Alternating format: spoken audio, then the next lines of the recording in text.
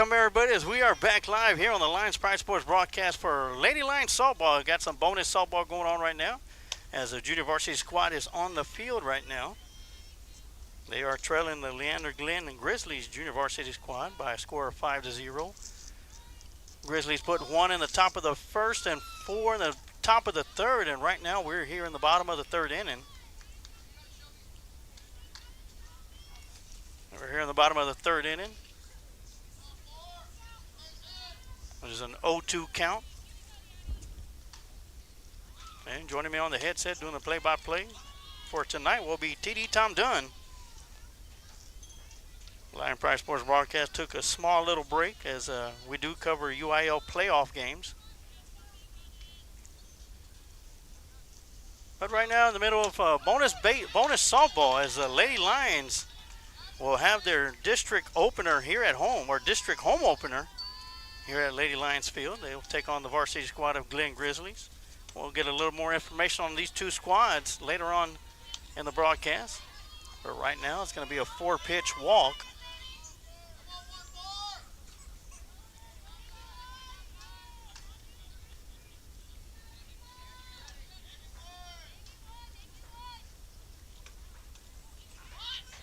That one's going to miss low for ball 1. Well, we're going to turn off our headsets, turn off the crowd mic as you enjoy some bonus softball as we prep for the varsity game that will be taking place. I believe it's going to start time is going to be at 7 p.m. But right now we're here in the bottom of the third inning. It is Glen Grizzlies 5, Lady Lions 0.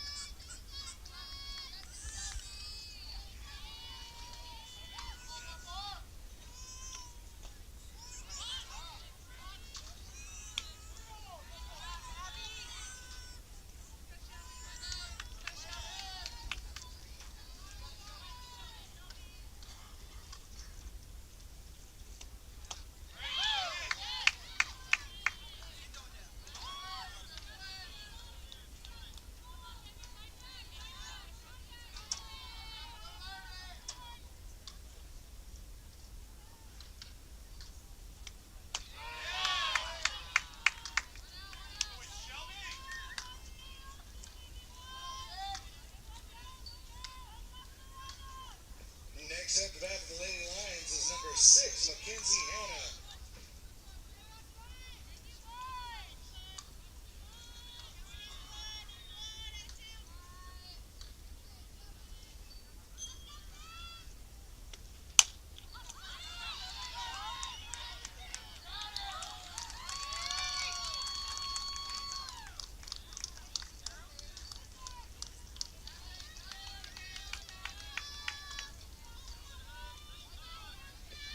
Batting for the Lady Lions, number 12, Alina Manzano.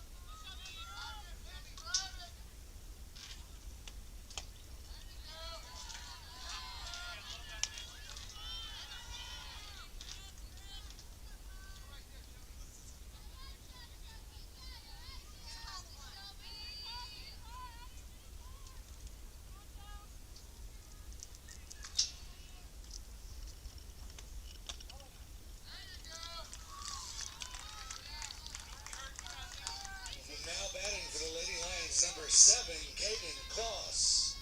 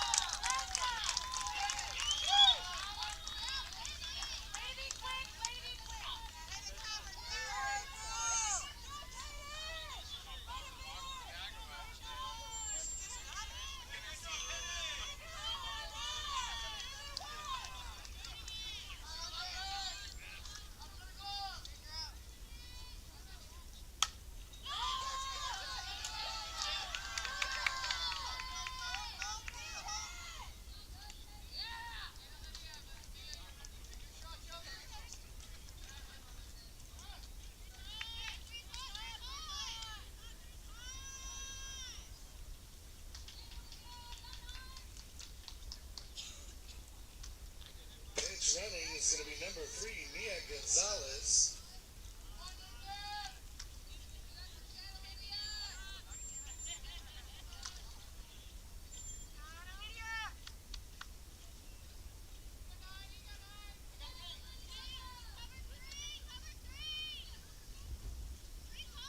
And now batting is number 9, Shelby Turner.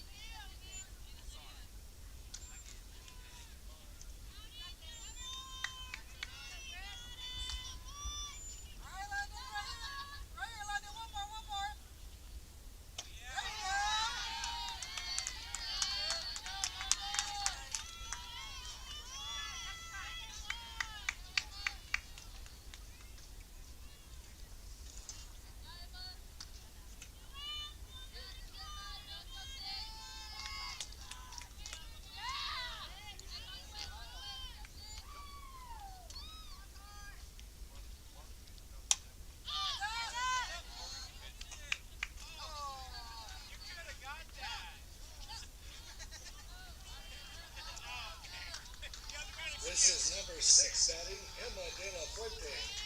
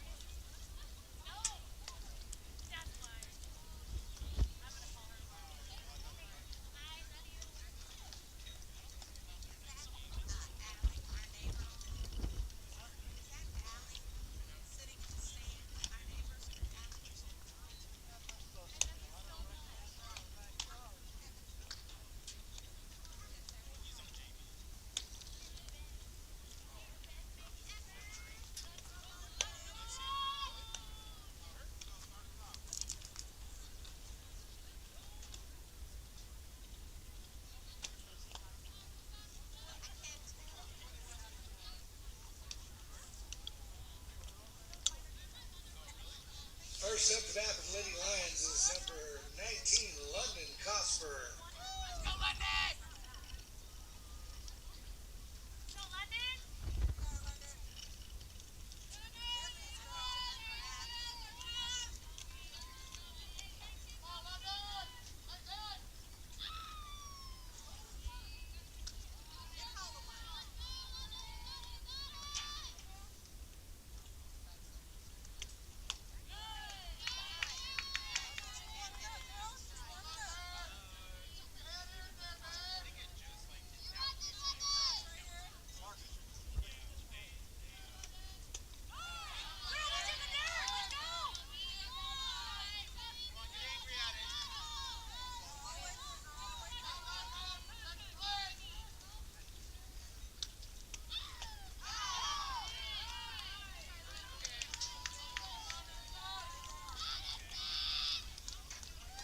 Next up for the Lady Lions is number 16, Addie De La Cruz.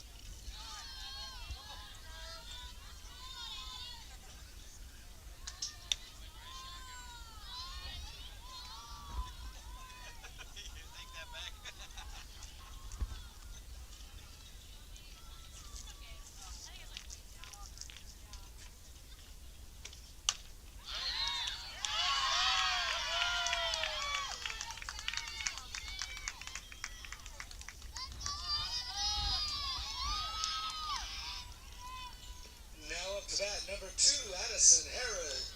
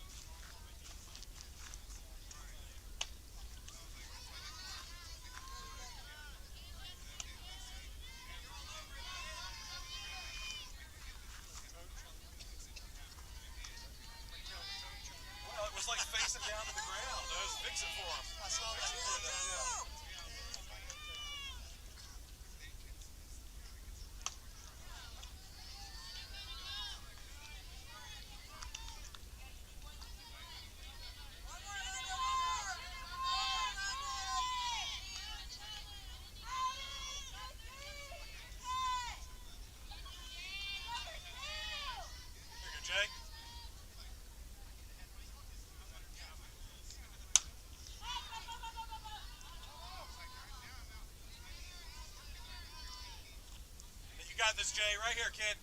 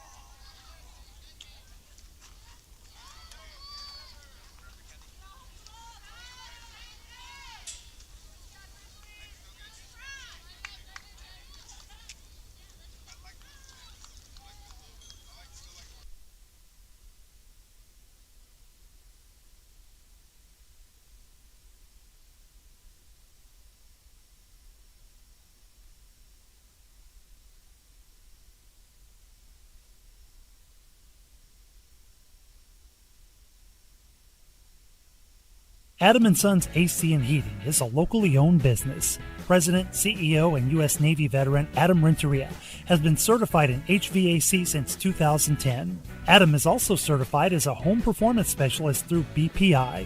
Adam & Sons offers professional work, excellent quality service with affordable prices, whether it's commercial or residential. Adam & Sons is the one to call. Contact Adam & Sons AC and Heating at 512-844-2695 or email adamrenteria64air@yahoo.com. Mention you heard this ad on the Lions Pride Sports broadcast and get 10% off your service call. If you're looking to capture that special moment, let Adrian Gutierrez Photography capture that special moment for you. Whether it's a wedding, birthday, family photo, or any special occasion, Adrian Gutierrez Photography is the right one to turn that special moment into a memory that will last a lifetime. Adrian Gutierrez proudly supports Lockhart Lion Athletics and can be seen at many events in Lockhart, as well as at Lockhart Lions sporting events, offering his time to create special moments for the Lockhart community. You can contact Adrian Gutierrez Photography at 512-227-6794, email adriangutierrezphotography@gmail.com, or his website adriangutierrezphotography.com. KJ's Embroidery is the place that can make your embroidery dreams a reality. If you're looking for embroidery work for business hats, shirts, or patches embroidered with your business logo, owner Randy Ellis can get you lined up. From a handful of items to bulk items, KJ's Embroidery is the one to call. Check them out on Facebook to stay up to date with all of their current work. If you would like to reach out to KJ's Embroidery for embroidery work done, you can send an email to kjsembroidery@gmail.com, or you can call them at 830-263-2447. Smoke Texas Barbecue puts smiles on faces. Since 1900, Kreitz Market has been putting smiles on faces with every bite of Smoke Texas Barbecue. Located off of Highway 183 at 619 North Colorado Street in Lockhart, Texas, fifth-generation owner Keith Schmidt continues the tradition of providing the best barbecue in Texas with its award-winning varieties of beef, sausage, and pork meats. All Kreitz Barbecue is post oak smoked to perfection under Pitmaster Roy Perez's watchful eye in Kreitz Market's hallowed brick pits. Let Kreitz cater your party or event. Kreitz can assemble a complete barbecue dinner and sides for any event in Central Texas. To get a quote on catering, Kreitz Barbecue Catering Manager Weston Black can be reached at 512-398-2361. That's 512-398-2361. Kreitz Market opens 7 days a week, Monday through Saturday from 10:30 a.m. to 8 p.m. and on Sundays from 10:30 a.m. to 6 p.m. You can find out more about Kreitz Market on their Facebook page or go to kreitzmarket.com. That's www.kreitzmarket.com. Luling MMA provides a safe and professional martial arts instruction for kids and adults. Head trainer and owner King Webb is a third-degree black belt in Brazilian Jiu-Jitsu, and a first-degree black belt in Taekwondo. Luling MMA offers classes in the sweet science of boxing, Muay Thai, wrestling, Brazilian Jiu-Jitsu, and MMA. With experienced trainers and coaches, Luling MMA provides world-class instruction for those that want to learn for recreation or for competition. Luling MMA is located at 212 North Cypress Avenue in Luling, Texas. For more information about Luling MMA, you can go to their website, www.mmaluling.com.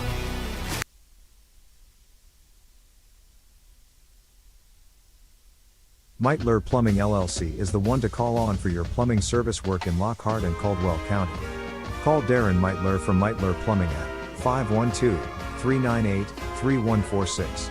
Darren has been with the family business for over 30 years, and has been voted best plumber in Caldwell County numerous times.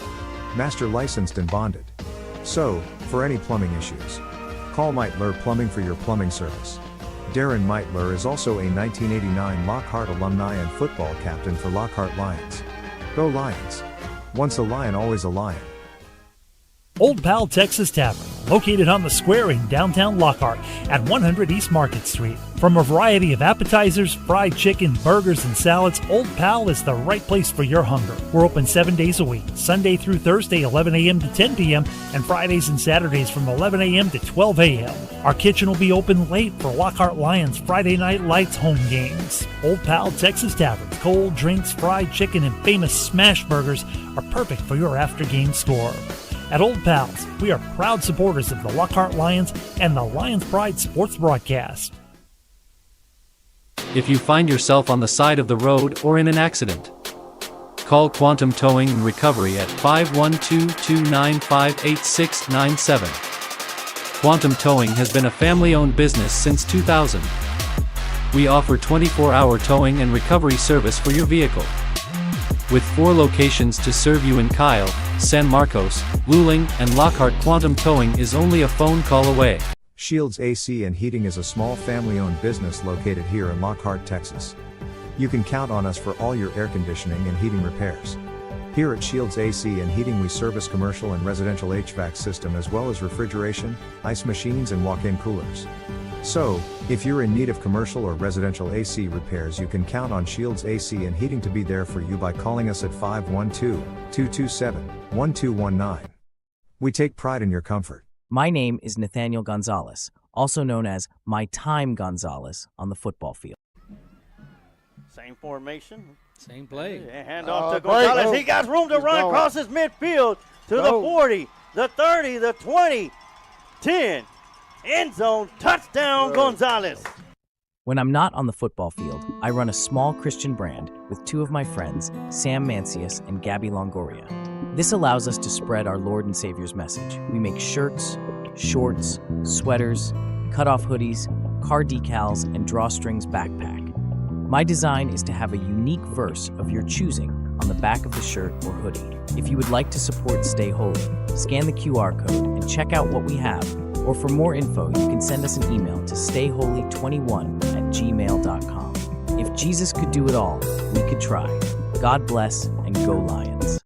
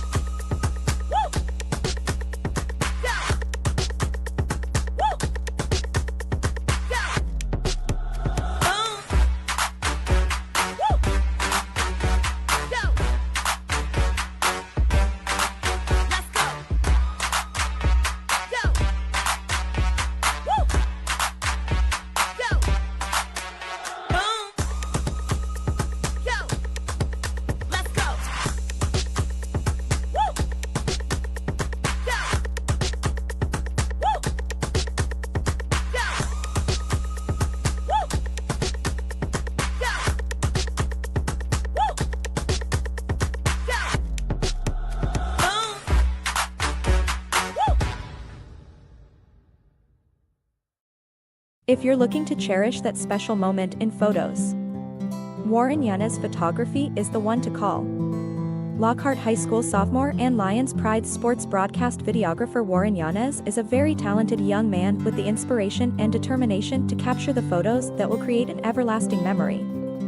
Warren Yanez Photography has flexible scheduling, with shoot locations available within the Lockhart perimeter.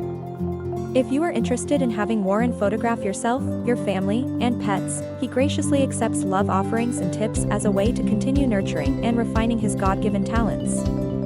For more info, you can contact Warren Yanez Photography at 512-855-3106. Welcome to today's broadcast of Lockhart Lions Sports on the Lions Pride Sports broadcast, brought to you by our main sponsors, Kent Riddle Properties, Kreitz Market, and Quantum Towing. And now from the press box with the broadcasting crew of TD Tom Dunn and the voice of Lockhart Lions Sports, Emilio the Sarge Juarez.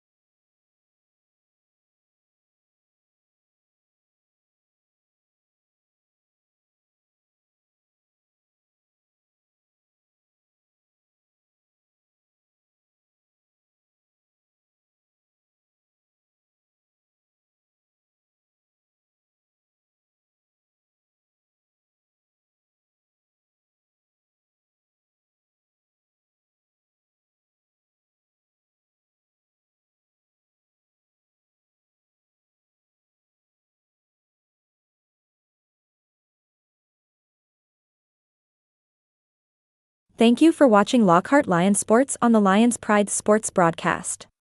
While we are here to bring free entertainment to all those who couldn't make it to tonight's game, please remember when posting a comment to please be respectful to both teams, coaches, student athletes, officials, and to each other. Disrespectful comments will not be tolerated and will be deleted. The individual who makes the derogatory comment will be banned from the current broadcast and possibly from future Lions Pride Sports broadcast based on the negativity of the comment. So please enjoy the broadcast and show your pride. Go Lions!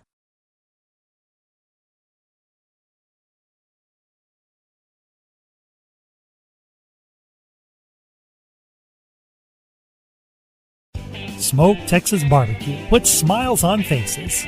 Since 1900, Kreitz Market has been putting smiles on faces with every bite of Smoke Texas Barbecue. Located off of Highway 183 at 619 North Colorado Street in Lockhart, Texas, fifth-generation owner Keith Schmidt continues the tradition of providing the best barbecue in Texas with its award-winning varieties of beef, sausage, and pork meats. All Kreitz Barbecue is post oak smoked to perfection under Pitmaster Roy Perez's watchful eye in Kreitz Market's hallowed brick pits. Let Kreitz cater your party or event. Kreitz can assemble a complete barbecue dinner and sides for any event in Central Texas. To get a quote on catering, Kreitz Barbecue Catering Manager Weston Black can be reached at 512-398-2361. That's 512-398-2361. Kreitz Market opens 7 days a week, Monday through Saturday from 10:30 a.m. to 8 p.m. and on Sundays from 10:30 a.m. to 6 p.m.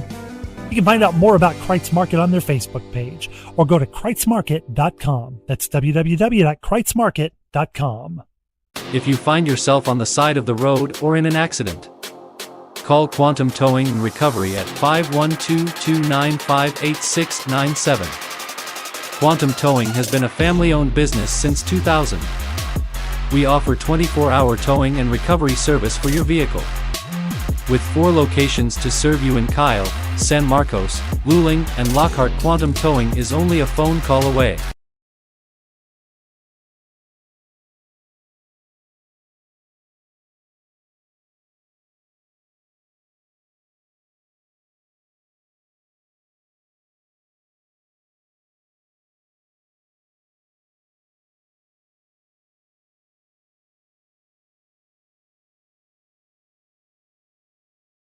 And we are live for the district home opener for the Lockhart Lady Lions as they take on the Leander Glen Grizzlies of Leander Glen High School.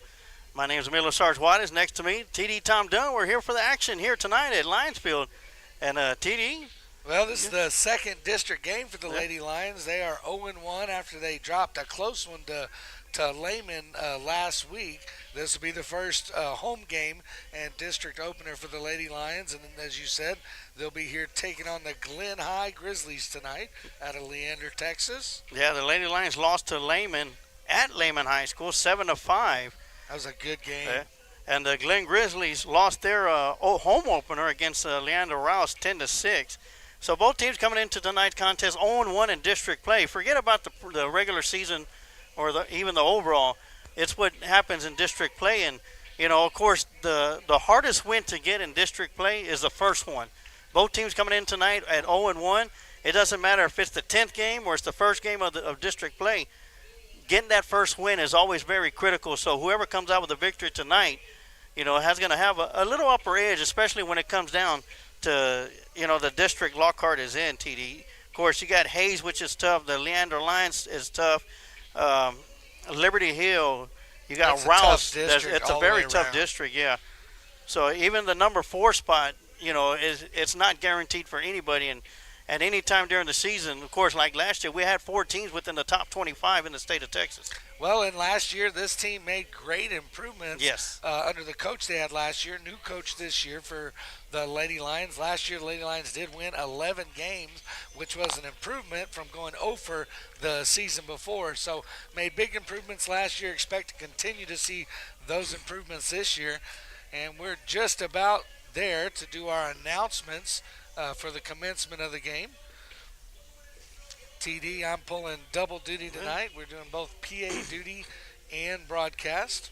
Oh, yeah. TD will have your color, your play-by-play. I have your color, working on the video and producing tonight's contest. And we're just about that time where the head coach is going to meet each other at home plate. Of course, it does look a little hazy out there. You might not be able to see it on the screen, but we had some high winds run through here. Looks like they've died down for tonight. Yeah, we don't have a flag on the flagpole, so it's hard to kind of tell where they're at, but it's definitely not blowing like it was at the start of the JV game. Well, it sure is not. And we do have a 7 p.m. first pitch.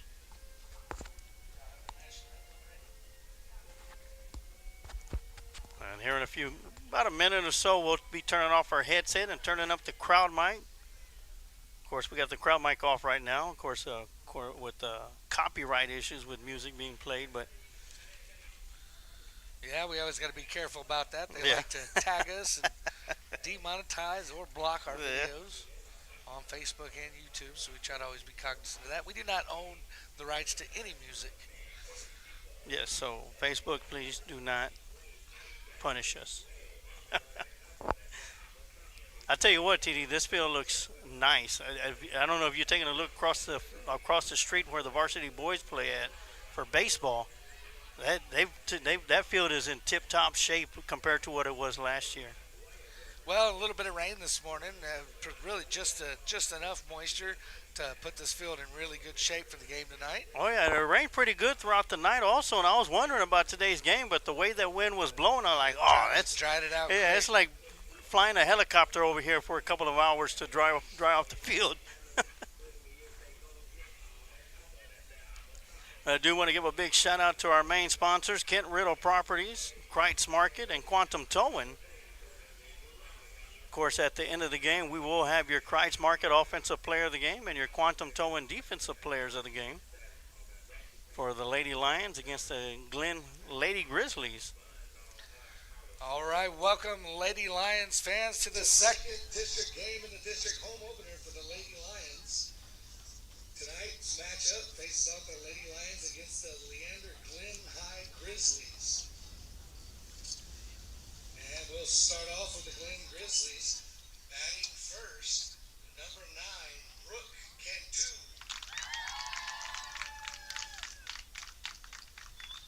And batting second, number 7, Deanna Daly. Batting third, number 4, Haley Garcia. And batting cleanup is going to be number 11, Kaylee Kurtzinger. And in the 5 slot is going to be number 12, Allie Johnson. Batting number 6 is Jaslyn Dobbins. Number 2. Batting number 7 is going to be number 20, Addison Vargas. Batting number 8 is number 8, Isabella Laredo.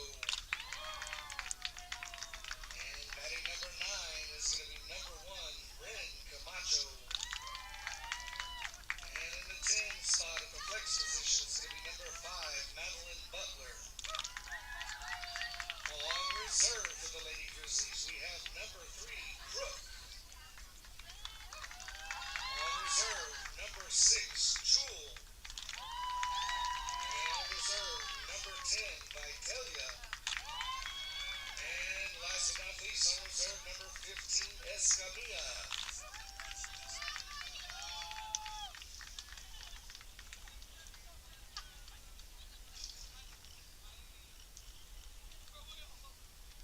And on the Lockhart side of things, leading off and playing right field, number 11, Evelyn Rodriguez. Batting second for the Lady Lions and playing second base, number 9, Marisa Sosa. Batting third for the Lady Lions and playing center field, number 1, Presley Davis. And batting cleanup and on the hill for the Lady Lions is going to be number 15, Emma Betancourt. Hitting fifth and playing third base is going to be number 10, Genesis Gigi Lopez. Hitting sixth for the Lady Lions and playing shortstop, number 5, Sabrina Ariza.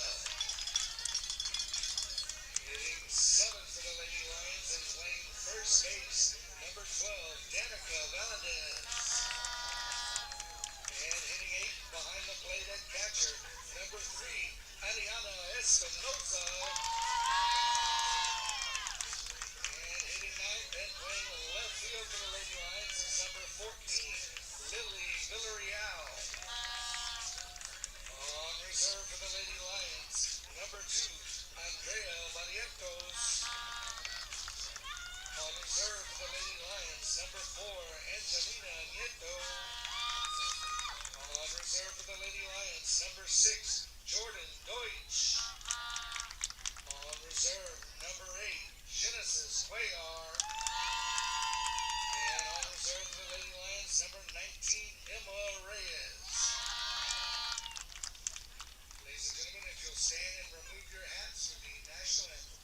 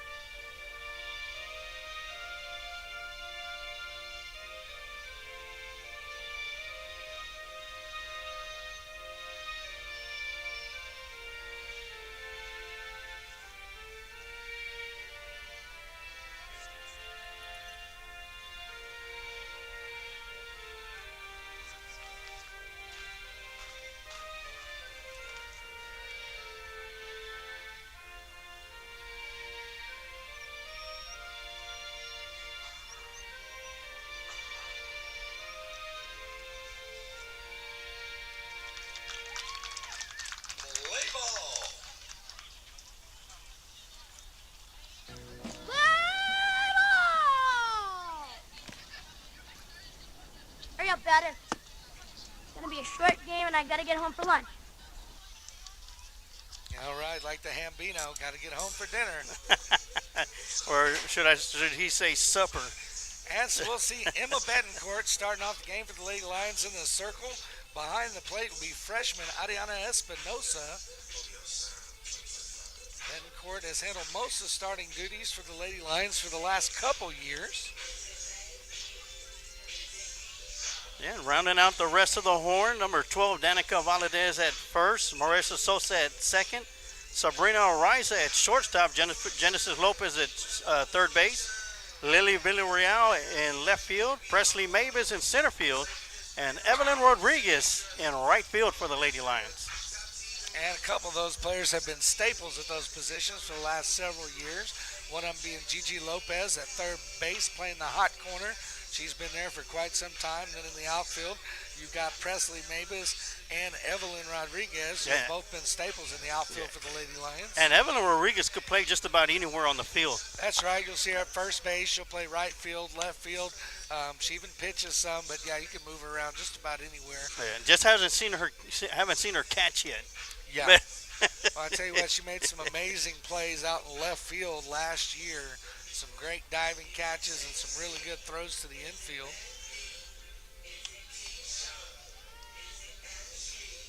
And we do got a lot of experience on this Lady Lions softball team compared to the last couple of years.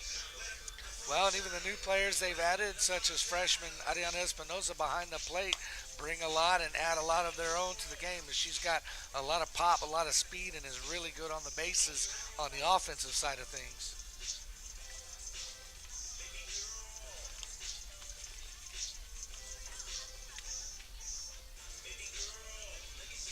And leading off for the Leander Glen Grizzlies will be number 9, Brooke Cantu. And once again, TG mentioned he's pulling double duty.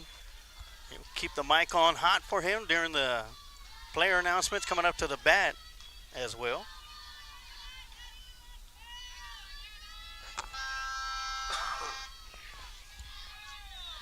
Was that the first quarter's over? That horn?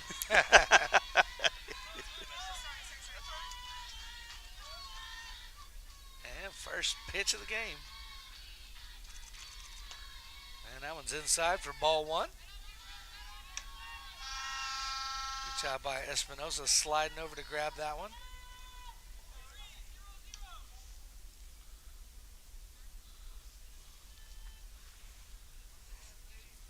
And it looks like umpire's not going to waste any time. Talk to the crowd about noisemakers. Which are really prohibited in UIL sporting events.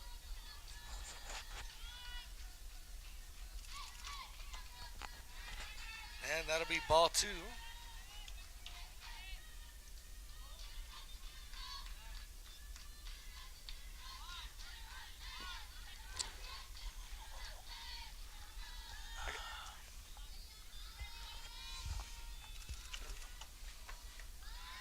And ball three. So Betancourt starts Cantu off with 3 balls in a row. She'll look to come back with a strike this time.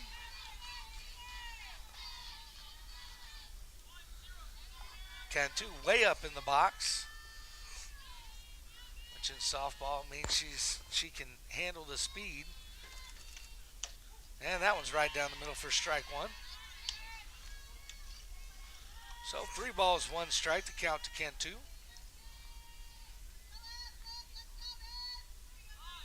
Of course, long-time Lockhart native behind the plate, Joe Salinas. So see him around the Little League fields. She'll pull it, take a chop at this one. It's fouled off into the bleachers. Yeah, great job by Betancourt fighting back after being down 3-0 in the count. That's right. It'll bring it to a full count to the batter. And we'll see if Betancourt and Espinosa can work together to find a corner here. She shows bunt again. She's going to pull it. And strike 3, swinging. Betancourt gets her first K of the night. Yeah, why not get her warm-up pitches out the way and let's go to full count? Start off with a 3-0 count, and great job by Betancourt to fight her way back, and then it just catch her look, and it was a big swing and a miss for strike 3. And now batting for the Leander Grizzlies, it's going to be number 7, Deanna Daly.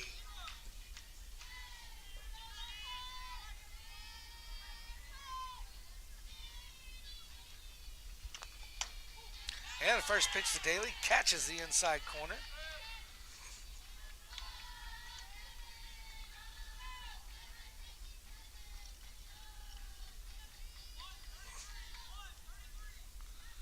That's head coach Mauricio Martinez calling pitches for the Lady Lions. A 1 pitch, comebacker, bounces off and goes over to Valdez, bounces off Betancourt's leg. And Daly will be in safe at first. They'll pause the game for just a minute. Take a look, make sure Betancourt's okay, as that was a comebacker right off her left thigh. If I know anything about Betancourt, she's like, no, back to the dugout. Yeah, like, what are you doing, coach? She's tough as they come.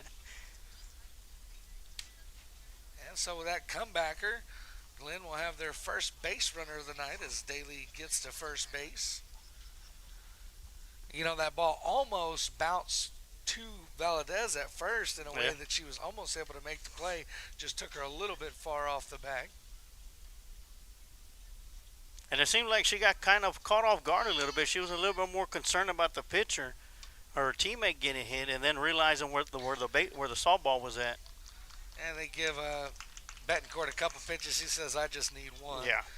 Now batting for the Glen Grizzlies is going to be number 4, Haley Garcia.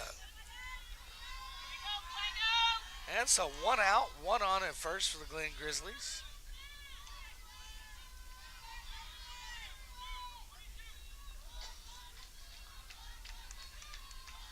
Lockhart infield not going to double play depth here. And that ball catches the inside of the plate for strike 1.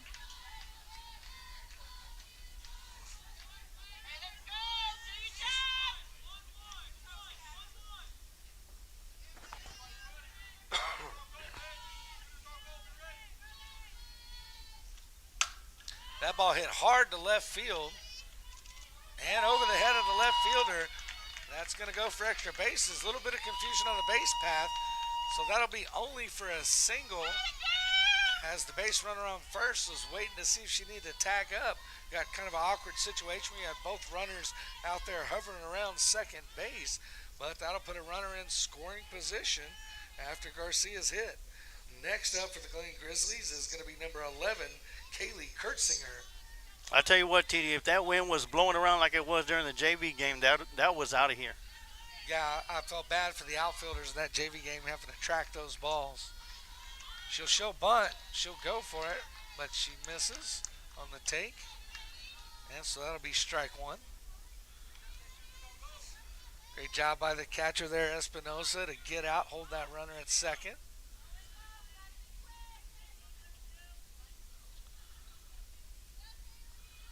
Oh, 1 pitch from Betancourt. And that one's low and inside. Good block by Espinosa. 1 ball, 1 strike to count to Kurtzinger. Kurtzinger is the DP for Glenn.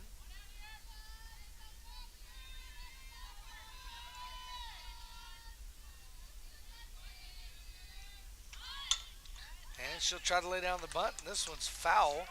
So that'll take the count to 1 ball, 2 strikes for Kurtzinger. Lockhart with 1 out.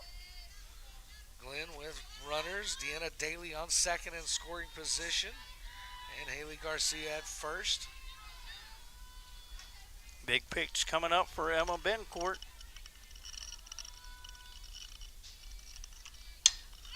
And that one's fouled back into the screen. She's been getting the inside call, and it looked like Espinosa was setting her up on the inside corner of that one. And Kurtzinger just able to get a piece of it back into the screen. 1 ball, 2 strikes to count for the second time.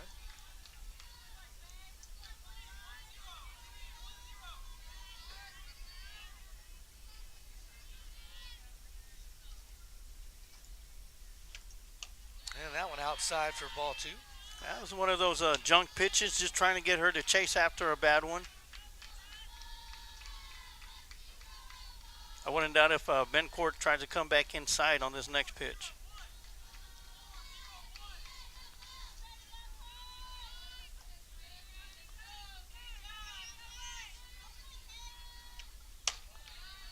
And they look for the outside corner and just miss. That'll make the count full to Kurtzinger. On deck is number 12, Allie Johnson.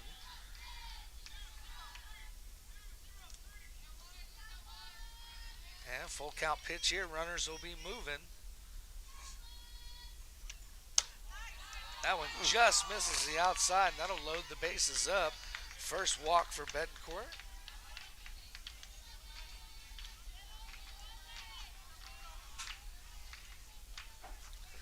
And that'll bring up number 12, Allie Johnson for the Grizzlies.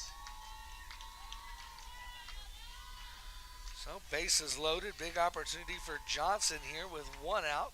Try to put some points on the board for the Grizzlies.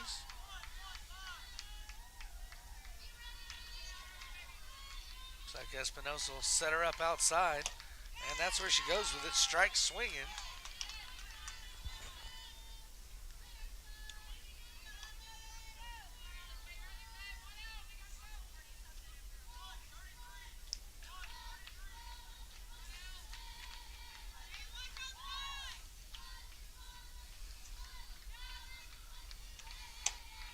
And that one outside for ball 1.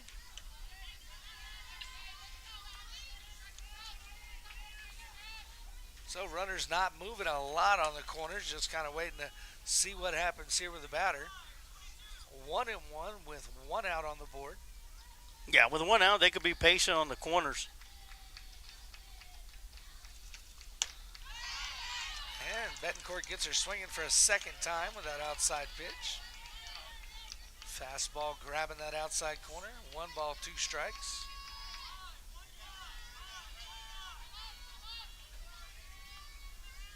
Like the stirrup style socks that the Glen Grizzlies have.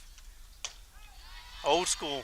And that one just missing a bit high to even the count up at 2-2. Hey, you don't see the stirrups too much No, anymore. you don't. I like it.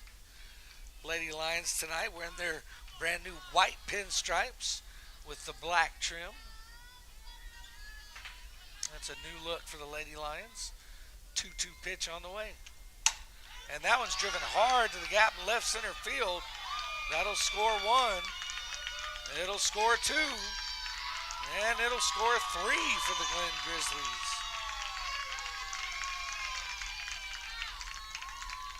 And so Allie Johnson with a deep shot to left center field has 3 RBIs for the Grizzlies, and that puts them up 3-0 over the Lions. She found the pitch that she wanted and sat on it and sent it to left center field. And that'll bring up number 2, Jaslyn Dobbins for Lady Grizzlies.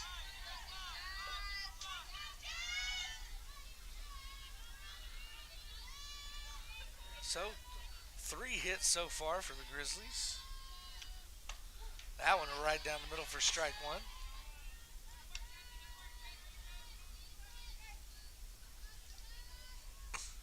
First hit was a comebacker off the leg of Betancourt. The next 2 were shots to left and left center field.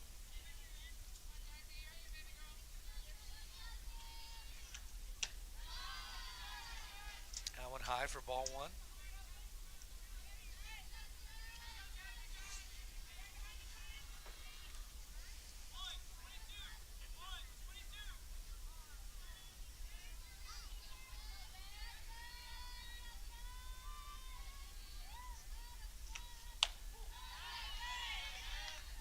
That one just catching that outside corner.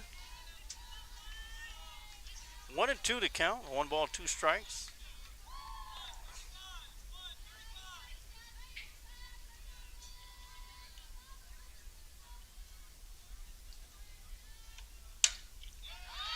That one swung and slapped out to right field. That'll go through the legs of Rodriguez. They'll score another one, and the runner's all the way to third. And that's where she'll hold up. So on an error, they reach third for a triple. And that'll bring up number 20, Addison Vargas. And so far here in the first, Glenn getting it done with the bats as they're up 4-0 over your Lady Lions. And only 1 out here in the top of the first as well. And that ball popped up down the left side. Going to be just out of the reach of the left fielder out there. And that's Lily Villarreal trying to make a play.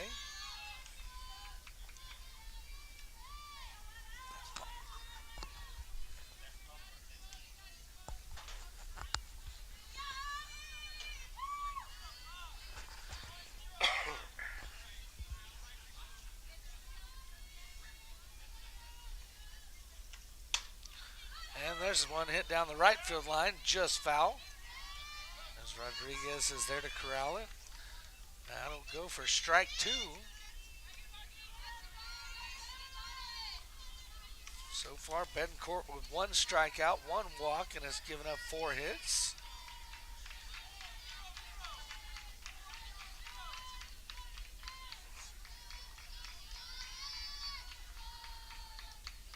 We'll see if they burn one or come after her here. And she comes after. That one just over the head of the second baseman, Sosa. It'll be corralled, but not before Glenn will score another one as Rodriguez gets it into Sosa. And that'll put Vargas over there on first. Next up for the Glen Grizzlies is going to be Isabella Laredo, number 8. So Laredo steps in the box, right-handed hitter. Didn't mention on the previous one that Vargas was a lefty.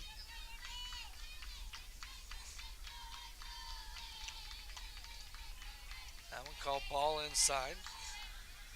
Laredo trying to take away all the room. She's got her toes right up on the line. I was about to mention that, TD. They've been crowding the plate the last 3 batters. Yeah, they're right up in that front corner.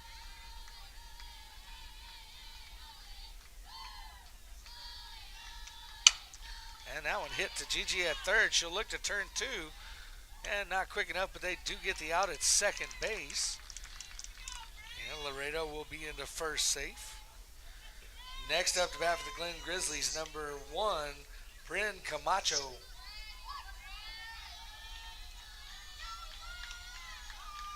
So 2 outs now for the Lady Lions, down 5-0 to the Grizzlies. Lockhart looking to get out of this one and get their own bats going.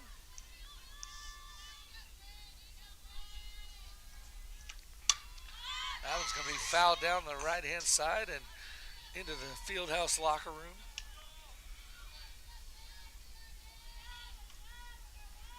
Laredo got a big jump over there on first base with 2 outs. She'll be moving on contact.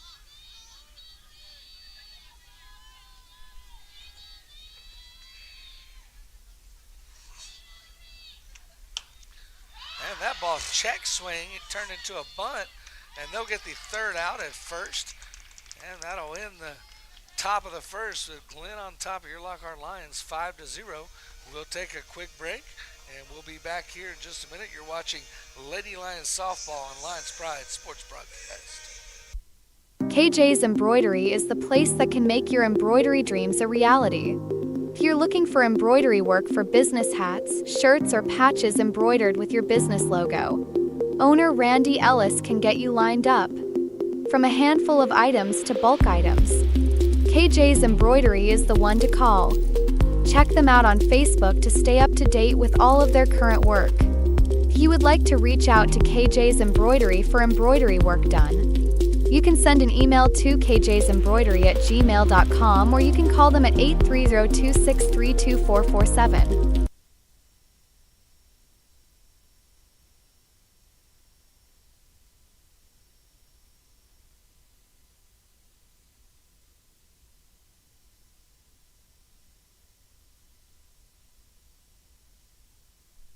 And we are back. Let's take you around the horn with the Glen Grizzlies. Behind the plate is going to be Haley Garcia at first base.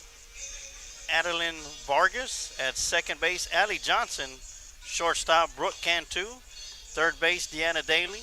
Left field, Isabella Laredo. Center field, Jaslyn Dobbins. And in right field, Brian Camacho. And in the circle for the Grizzlies, going to be number 5, Madeline Butler.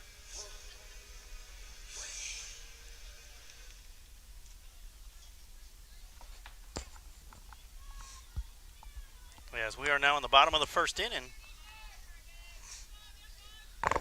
And leading off for the Lady Lions is number 11, Evelyn Rodriguez.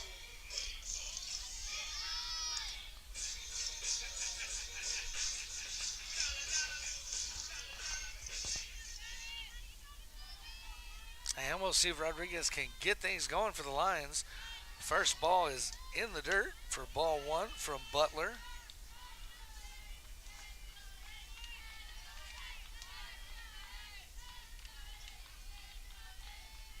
Evelyn, a left-handed hitter, she'll show bunt and pull it, and that one will be outside for ball 2. And Evelyn can do a bit of all of it. She can bunt, she can put it in that right field corner, she can go opposite field. Head in the count, 2 balls, no strikes. And she'll pull on that bunt, and that one will be called strike. That one looked a little bit up and in, but then again, from up here, everything's a little bit up and in.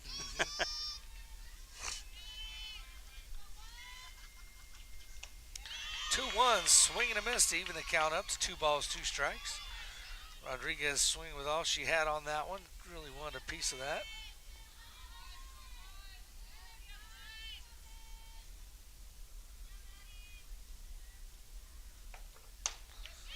And that one outside to bring the count to full.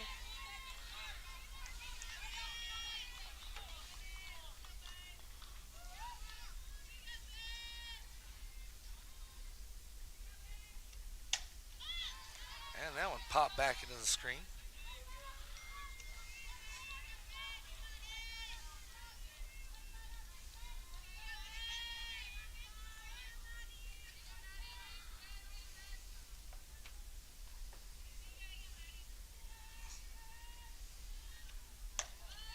And ball 4 to Rodriguez. That'll put her on first base. And next up to bat for the Lions is second baseman, number 9, Marissa Sosa.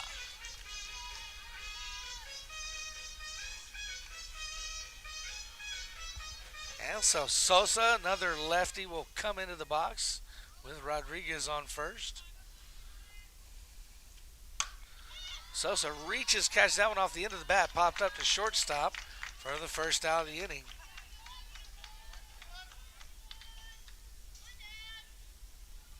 Now batting for the Lady Lions, number 1, Presley Mabus.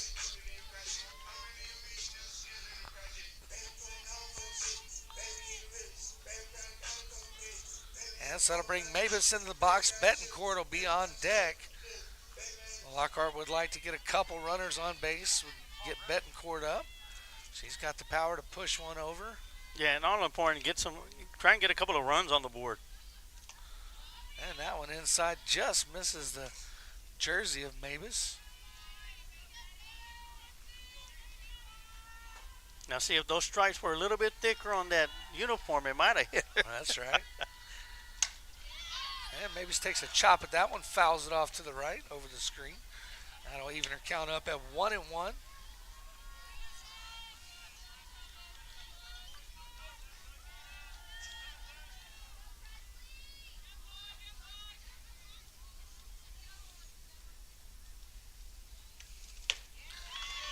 Swing and a miss. Throw down to first. Tried to pick Rodriguez, but it's high. But the right fielder was there in time, stopping Rodriguez. Rodriguez was on the dive back to the base. Just couldn't transition up and down the line in time. Well, great job by the right fielder, Brent Camacho, backing up the first baseman. And that's something as a coach you take note of. You see it early in the game. And swing and a miss for strike 3 from Mabus. So that'll be the first strikeout of the game for Butler. And that'll bring us to 2 outs here in the bottom of the first. And that'll bring up number 15, Emma Betancourt.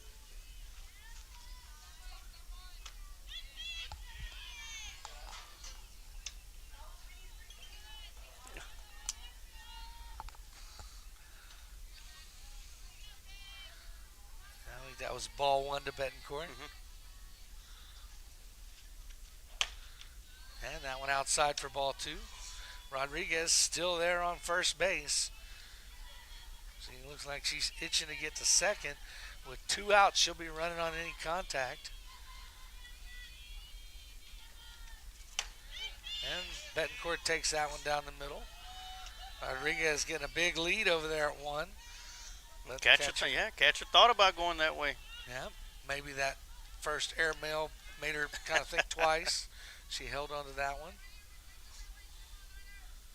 2-1 to count to Betancourt. And she chops that one through the gap on the left-hand side. That'll move Rodriguez over to second.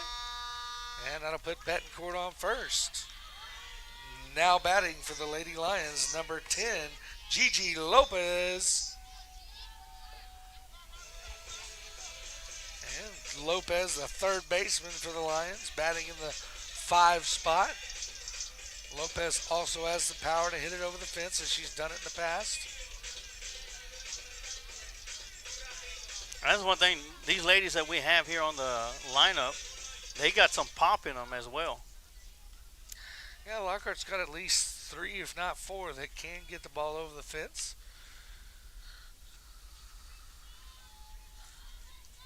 Lockhart has yet to record a home run yet this year.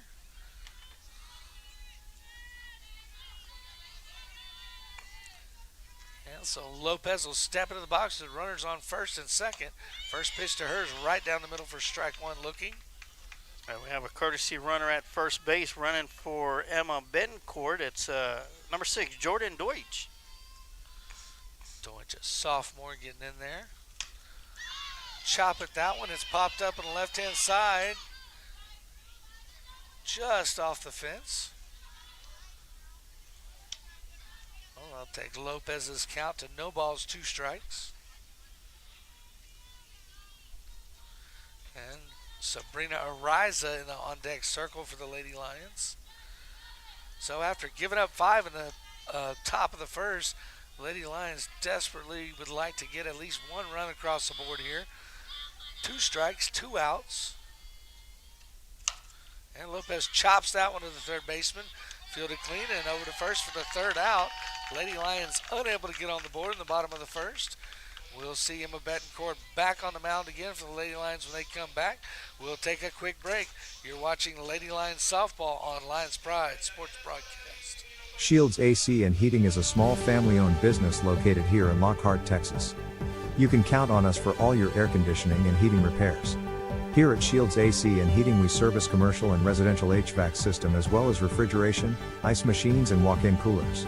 So, if you're in need of commercial or residential AC repairs you can count on Shields AC and Heating to be there for you by calling us at 512-227-1219.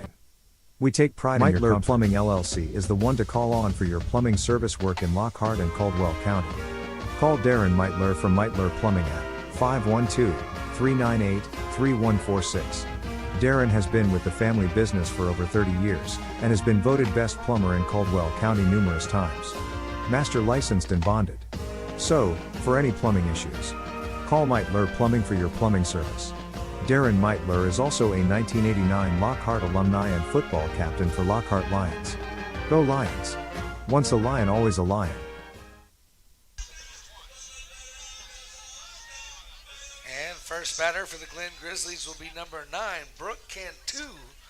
And the Grizzlies were able to bat all the way through the order, so this will be top of the order from them after the Grizzlies scored 5 in the first. Cantu, she struck out her first. She struck out her first time. That was the only strikeout of the first inning for Betancourt.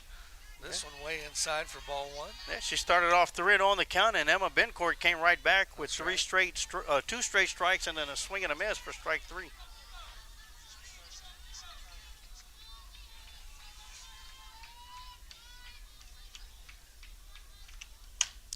That one swung on and chopped just past the on-deck batter to even the count up to 1-1.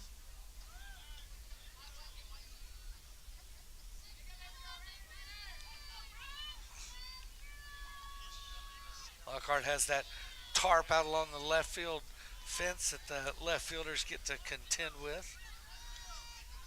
Every now and then a ball will go in behind that sucker and get trapped. And I think that gets ruled like a, well, it's a foul ball usually.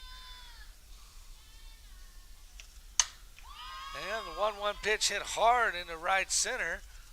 And Rodriguez is underneath it and makes an easy catch for the first out.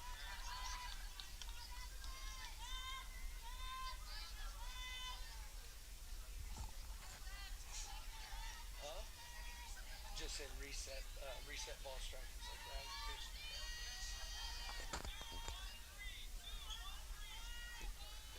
And that'll bring up Deanna Daly for the Grizzlies.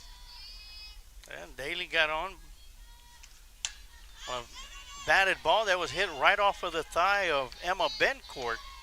And then she later on scored on an Allie Johnson triple.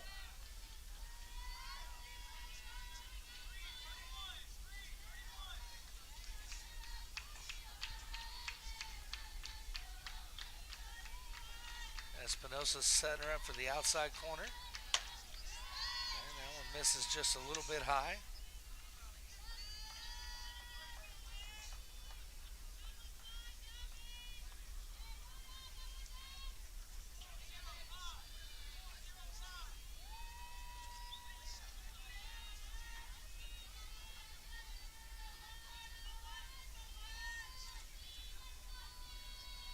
One pitch. That one fouled back into the screen.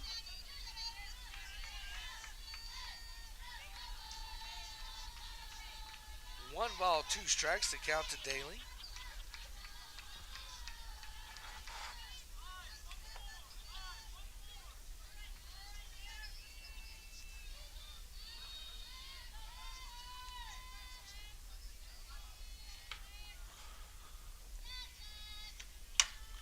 That ball hit high. Valadez has a beat on it. She'll miss it. That'll drop for a single. And once again, really windy out here tonight. Really hard to get a beat on a ball like that. And so that'll put one on first. Next up to bat for the Glen Grizzlies will be number 4, Haley Garcia.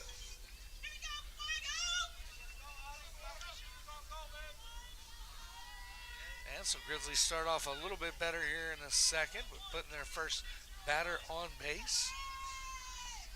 do have one out from the pop-up.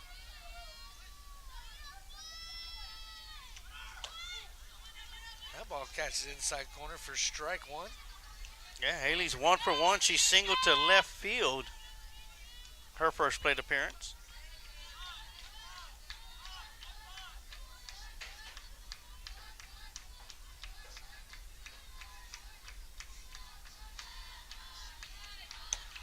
And that one high for ball one.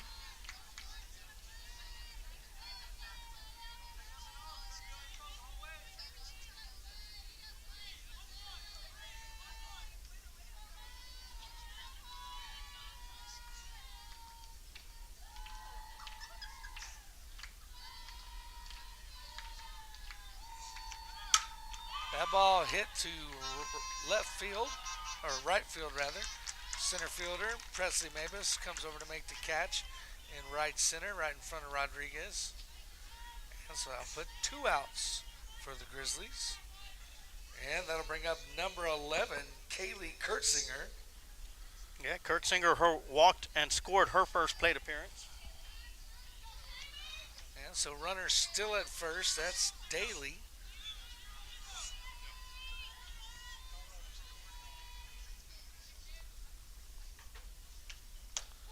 And there's strike one.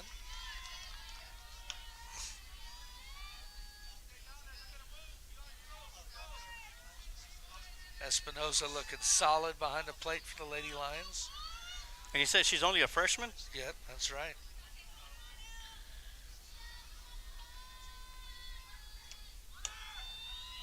And there's a throwdown. And just missed her. Quick run from first to second and a stolen base for Deanna Daly. That was the first stolen base of the game. 1 ball, 1 strike, the count to Kurtzinger.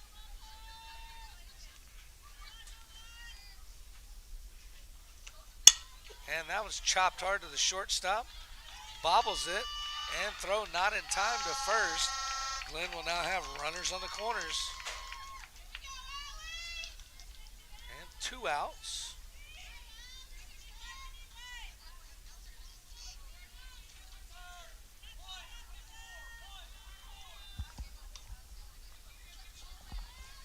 That'll bring up number 12, Allie Johnson for the Grizzlies. So you'll have Kurtzinger on first, Daly on third.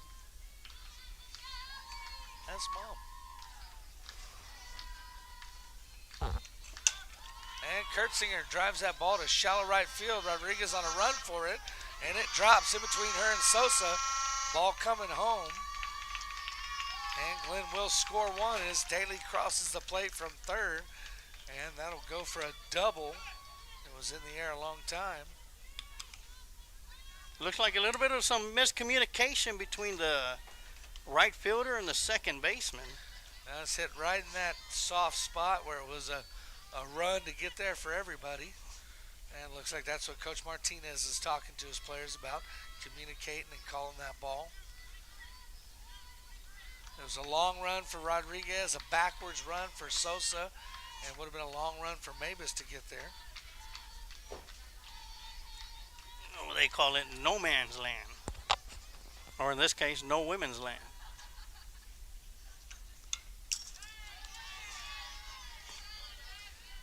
Now batting for the Grizzlies, number 2, Jaslyn Dobbins.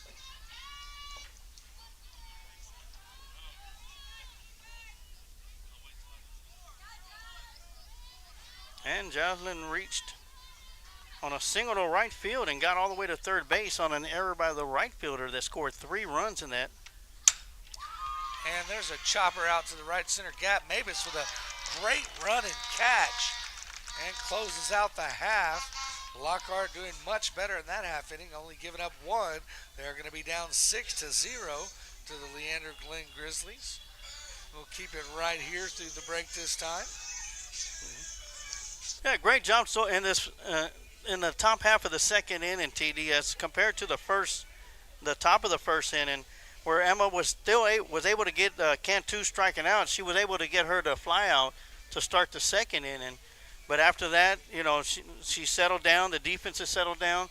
had a couple of pop-ups that could have gone either way, Yeah, but found that soft Yeah, spot in the yeah. outfield. so I mean, there's nothing really much you could do about that. But great job by the Lady Lions to come back off of that.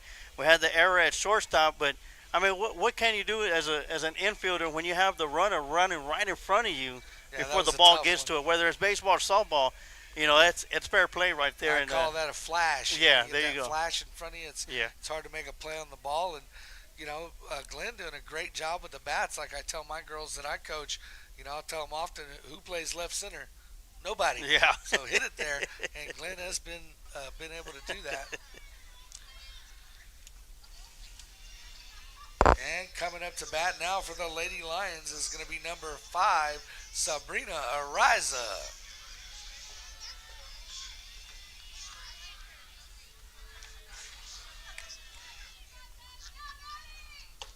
And first pitch to Ariza, she takes it for strike 1.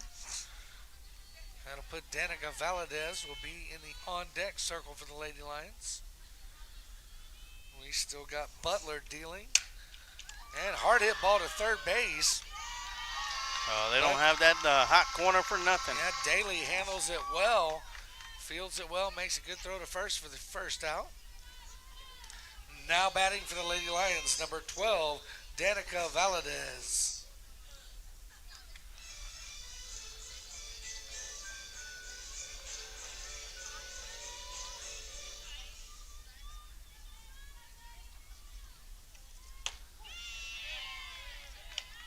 That one called strike 1. Looked a little bit high, but Valadez is a very tall player. She's right at 6 feet. And that one misses the outside edge to even the count up to 1-1.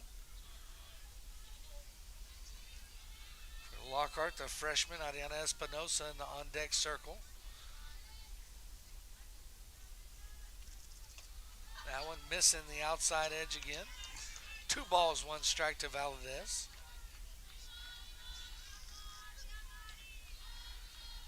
Valadez, a really strong base runner if they can get her on. That one missing inside and low for ball 3. Valadez ahead in the count. 3 balls, 1 strike.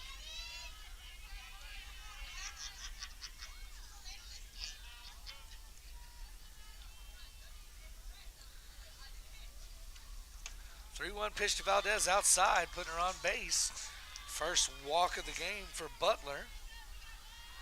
And coming up to bat for the Lady Lions, number 3, Ariana Espinosa. And that'll bring up the freshman Espinosa for her first at bat of the game.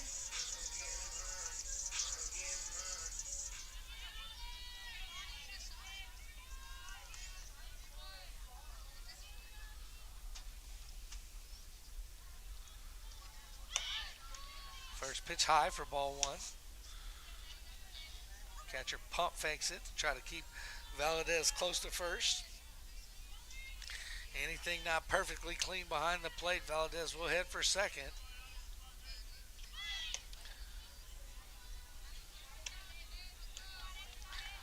Espinosa shows bunt and then pulls back on ball 2 outside.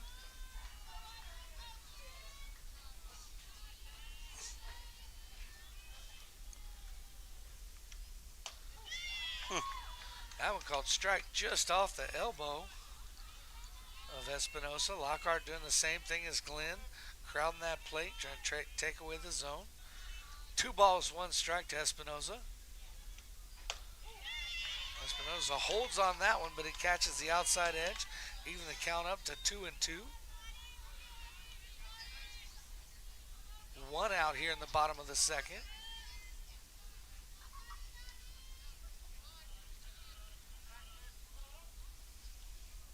Espinosa calls for time. Trying to break the rhythm of the pitcher. And 2-2 pitch from Butler on the way. And swing and a miss for strike 3. That'll be Butler's second K of the game.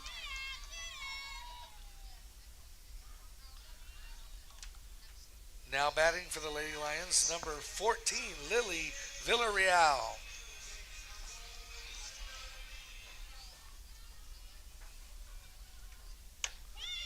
Villarreal watches the first one for strike 1.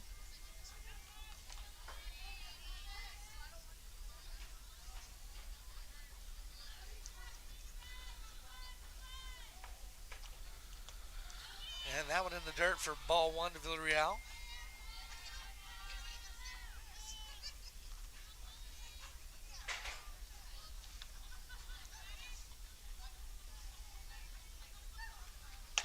Swing and a miss for strike two. Villarreal trying to turn on that inside pitch on that one. So 2 outs, 2 strikes.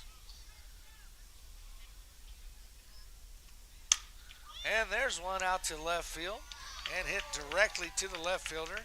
And that'll be out 3. Lady Lions unable to get one across the plate there in the bottom of the second. We'll be headed into the top of the third with Emma Betancourt still on the mound for the Lady Lions. We'll take a quick break. You're watching Lady Lions softball on Lions Pride Sports Broadcast.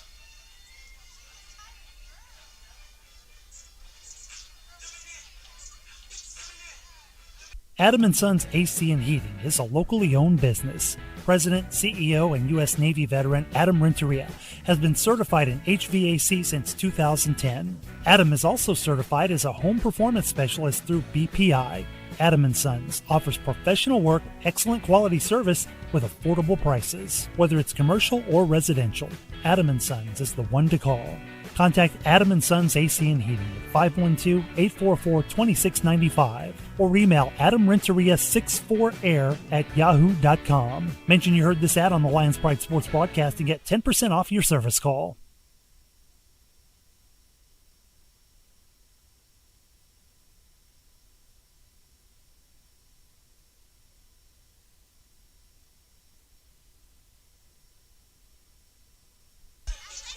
Ball's in, going down, as they say. Espinoza with her practice throw down to second. Ariza covering the bag from her shortstop spot.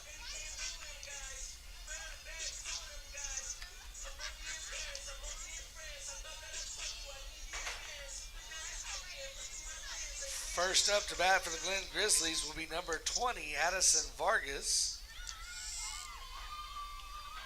Vargas has reached base both times she's been up so far, I believe.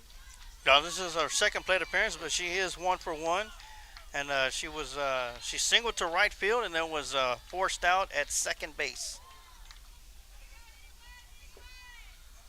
And Vargas, a lefty, swings on the first pitch, fouls it back over the screen on the home side.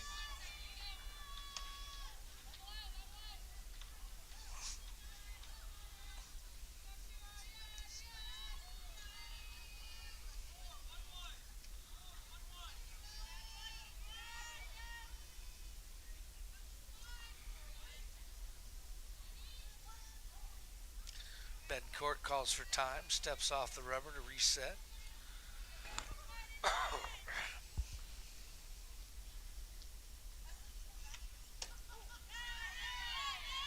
Great job there by the catcher, working for a pitcher, framing it up like she's building a house. Strike 2. I like that.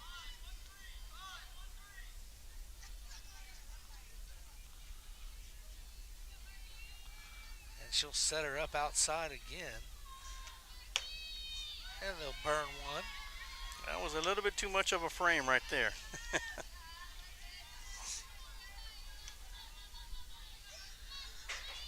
And 1 ball, 2 strikes to count to Vargas.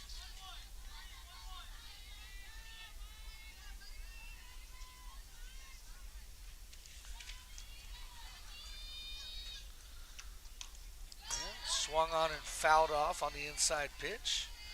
Count will remain the same.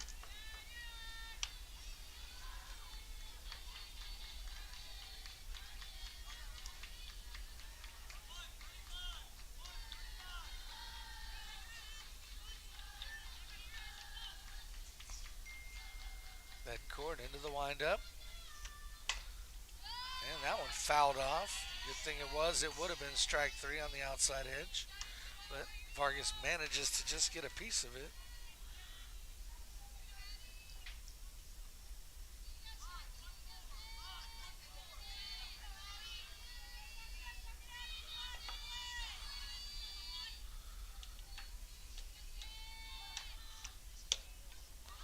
That one outside to even the count up at 2-2.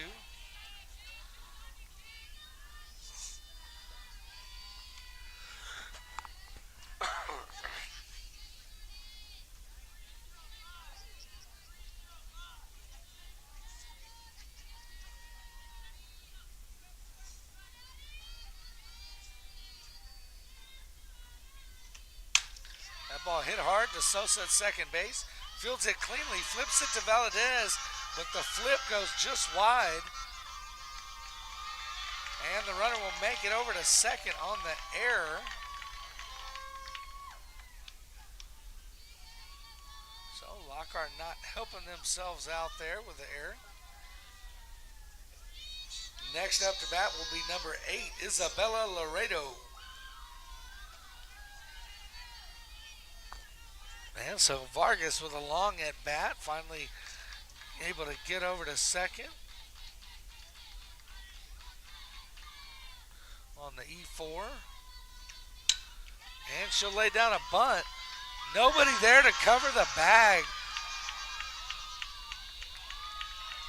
Mistaken miscommunication for the Lady Lions as Betancourt fielded it just as she was supposed to. Shot for one, and nobody was covering the bag as Valadez was coming on the charge.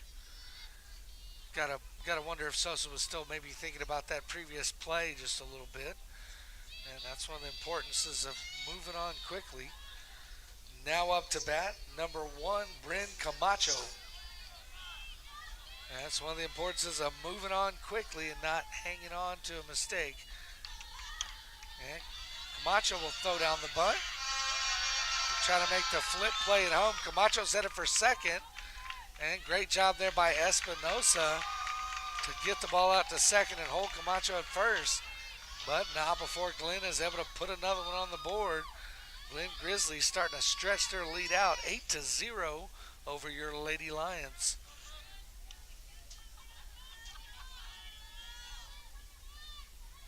Yeah, we're still here in the top of the third inning as Bryn Camacho will reach on a bunt single. And beautiful bunt laid down, and good job by Betancourt to try to get it to Espinosa for the play at home. Just not quite in time. And that'll take us back up to the top of the lineup. And there's a line drive shot to left field, and a great catch out there by Villarreal. And that'll put an out on the board for the Lady Lions. Boy, that was a line drive rope.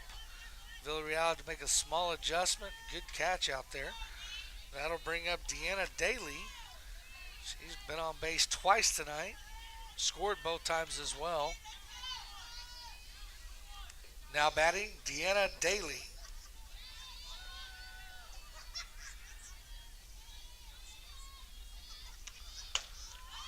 Steal attempt. Throw down not in time. As Camacho gets in there easily.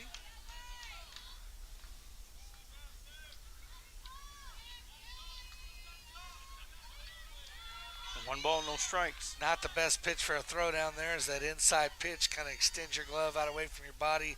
Makes it really hard to get through it and get a good throw down to second. 1-0 pitch.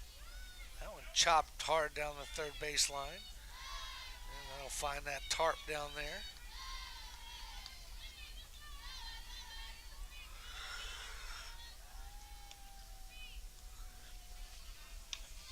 And 1 ball, 1 strike to count for Daly.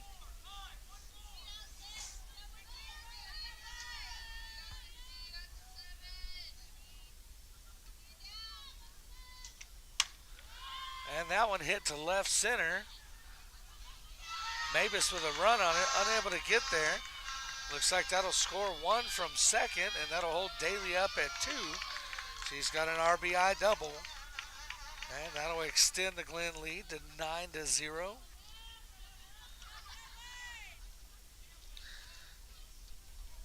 Now batting number 4, Haley Garcia.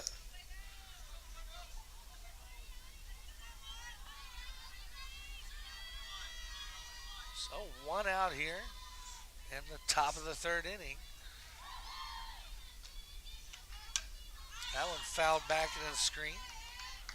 Espinosa able to field it off the screen. Lady Lions looking to stop the bleeding here in the third. Yeah, Haley Garcia is 1 for 2 tonight with a single to left field and popped out to the center fielder, Presley Mavis.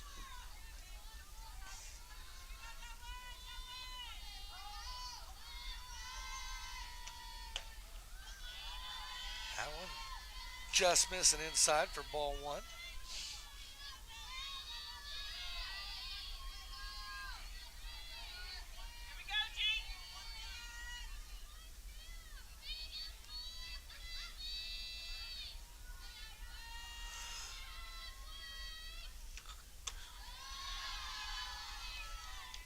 Now a little high for ball two. Daly getting a huge lead out there, but nobody covering behind her.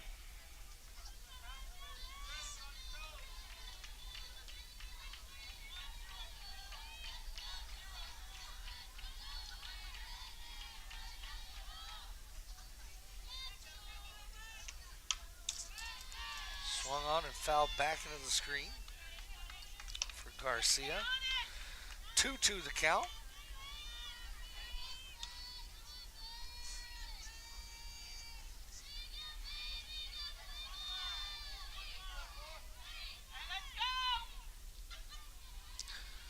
And Garcia will show bunt. And Betancourt decides she doesn't like it, calls for time, gets a fresh pitch.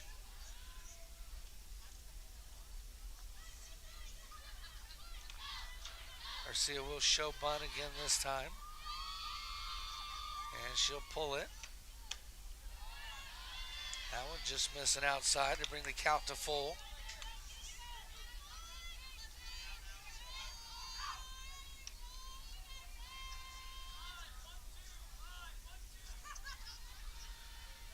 And so she'll show bunt again on a 3-2 count. And pulls it again. And that one fouled off down the left-hand side over the screen. Garcia battling to stay alive in there. And Betancourt looking to find a spot to slide one by her for strike three.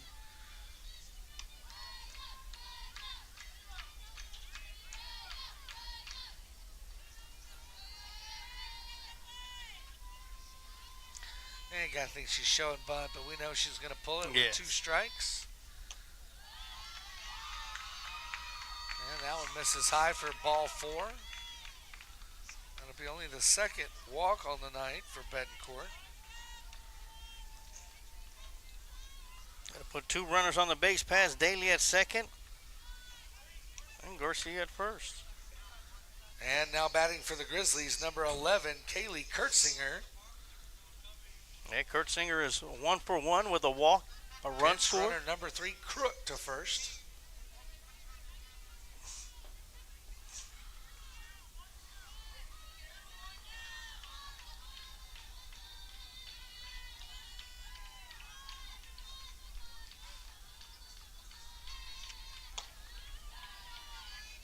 First pitch low for ball 1.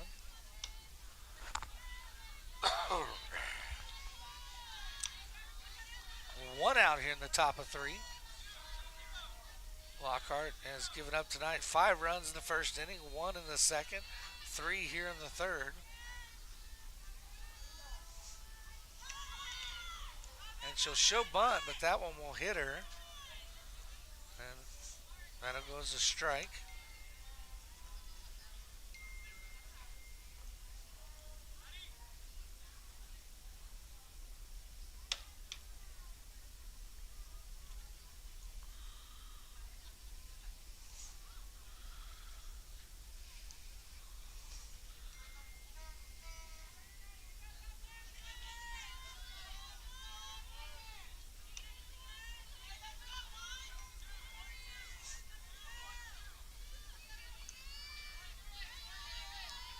All right, 1-1 the count to Kurtzinger.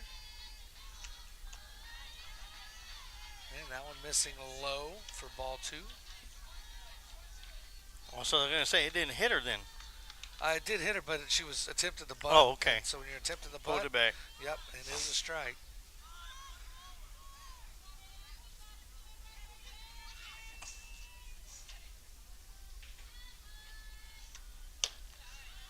That one high for ball 3. And I didn't catch as possible it even hit her bat and then into her body, but I couldn't tell.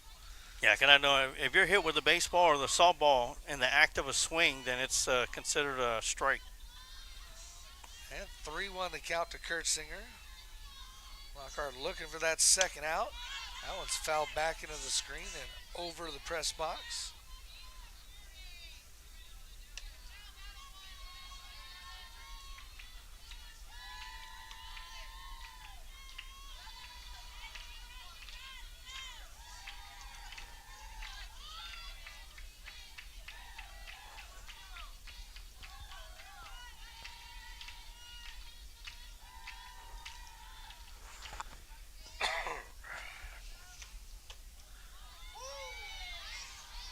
That one just missing on the inside.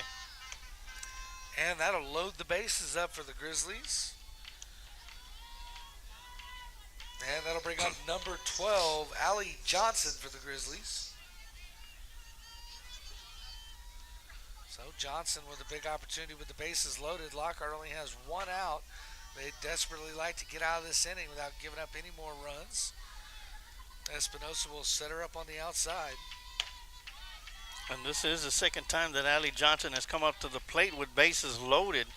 She ended up clearing the bases with the double to left center field back in the first. See with her practice swing, she's definitely swinging with intent.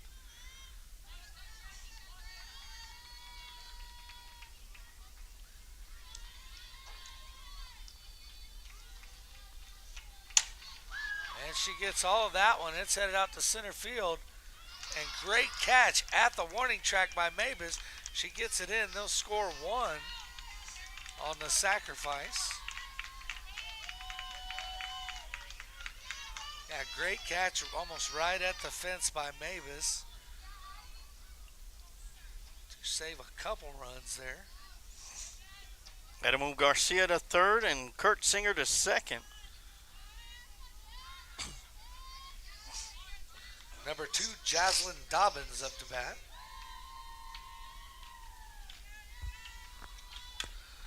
Well, now Lockhart has 2 outs on the board. That one called strike 1 on the outside edge.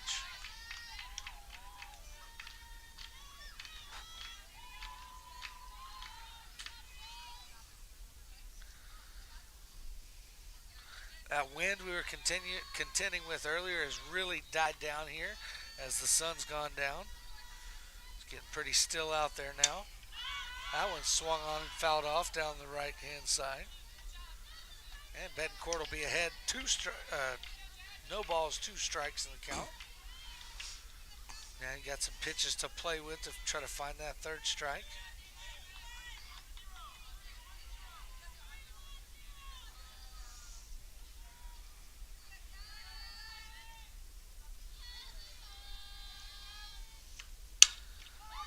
That one hit hard just past Valadez at first.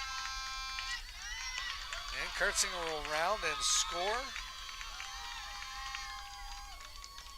As well as Crook, the pinch runner. So that'll make the score 12-0. Glenn over your Lady Lions. That'll put a runner on first base. And now up to bat, Addison Vargas, number 20. And that brings Vargas back up to bat again. Vargas had a pretty good night for herself.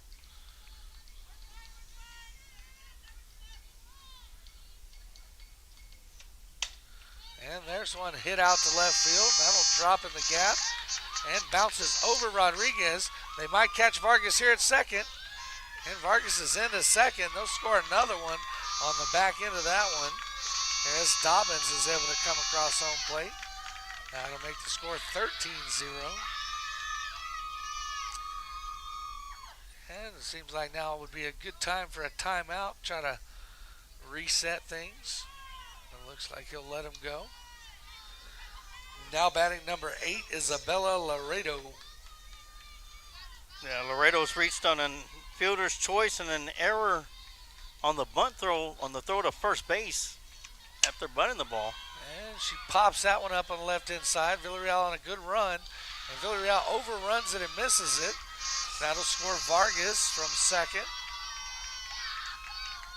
And the hits just keep on coming for Leander Glenn.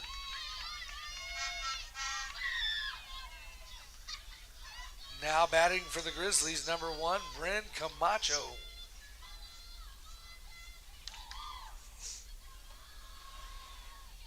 And it looks like Lockhart will finally call timeout here. And bring everybody in, look to settle them down a bit.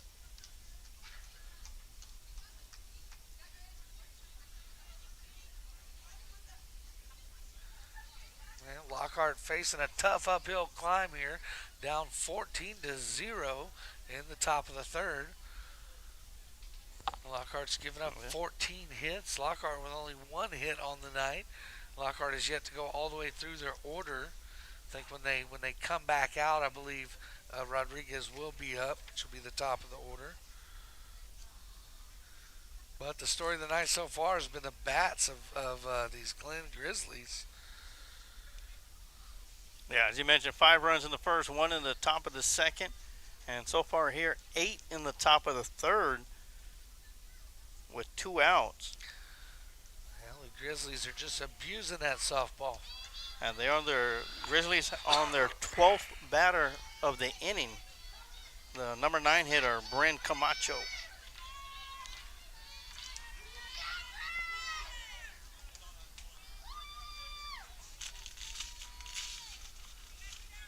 Leander Glenn traveling pretty good crowd down here to Lockhart. It's not a short drive from Leander. And Lockhart will definitely play some games in Leander this year with several Leander opponents. Yeah, it's about a 45-minute drive, or 45 miles from Lockhart, but about an hour drive to get there, even using the toll roads.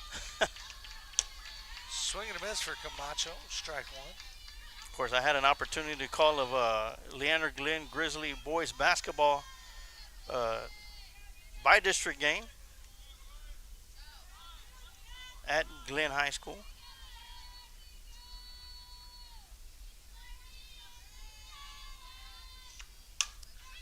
That one chop foul down the third baseline, just out of the reach of Lopez. And that one will lodge in behind that tarp. Villarreal will dig it out and bring it in.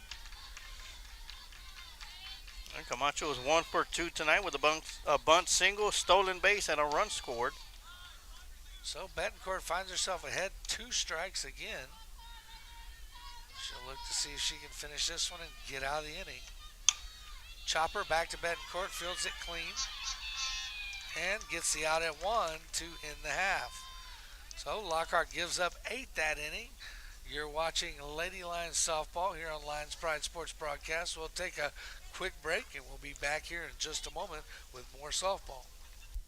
Old Pal Texas Tavern, located on the square in downtown Lockhart at 100 East Market Street. From a variety of appetizers, fried chicken, burgers, and salads, Old Pal is the right place for your hunger. We're open 7 days a week, Sunday through Thursday, 11 a.m. to 10 p.m., and Fridays and Saturdays from 11 a.m. to 12 a.m. Our kitchen will be open late for Lockhart Lions Friday Night Lights home games. Old Pal Texas Tavern, cold drinks, fried chicken, and famous smash burgers are perfect for your after-game score. At Old Pals, we are proud supporters of the Lockhart Lions and the Lions Pride Sports Broadcast.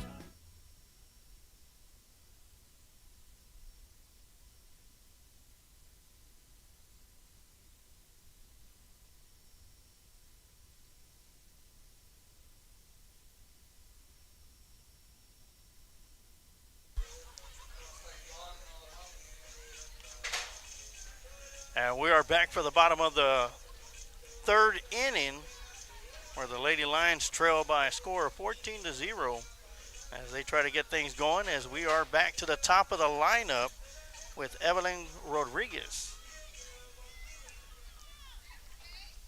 Now leading off for the Lady Lions, number 11, Evelyn Rodriguez.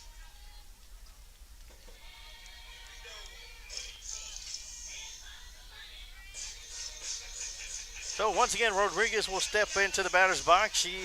This is her second plate appearance. Looking for her first official at bat. She did walk her first time up and was left stranded at second base to end the bottom of the first inning. She'll take a look at the first pitch, up and away for ball 1.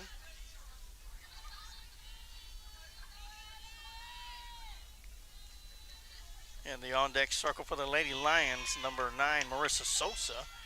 That one's going to be fouled back into the glove of the catcher for strike 1. 1-1 the count.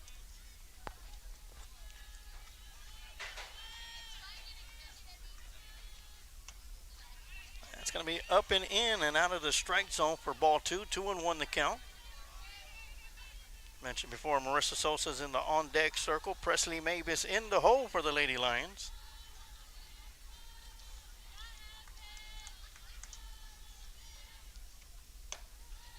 It's going to be up and away for ball 3. 3-1 the count.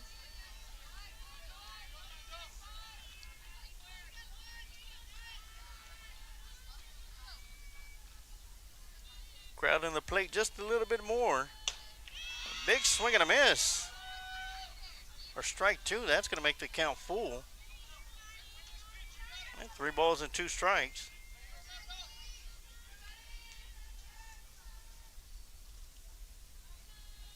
That one's going to be a hot shot down the right side. Foul, though. Count will still remain full at 3-2.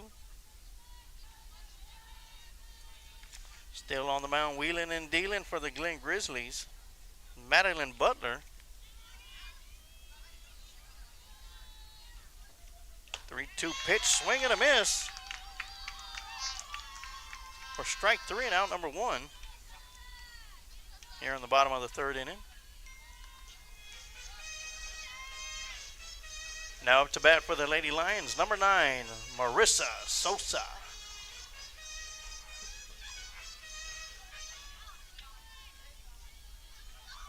So the second baseman, she's 0 for 1 tonight, popped out to the shortstop, her first plate appearance. Big swing and a miss for strike 1 to start her second at bat.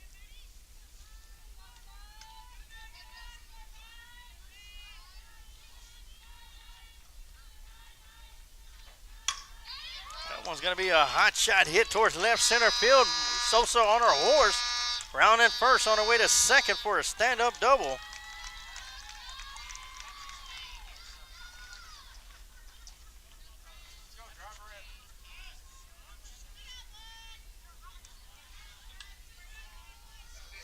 Now up to bat for the Lady Lions, number 1, Presley Mavis.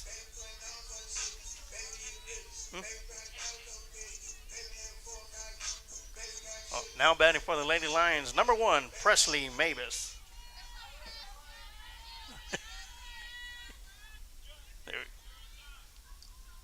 So Mavis will be digging in. She struck out her first plate appearance, sets a shot down toward third base, which makes the nice stab and grab. Route number 2 here in the bottom of the 3rd inning. Now batting for the Lady Lions, number 15, Emma Bentoncourt.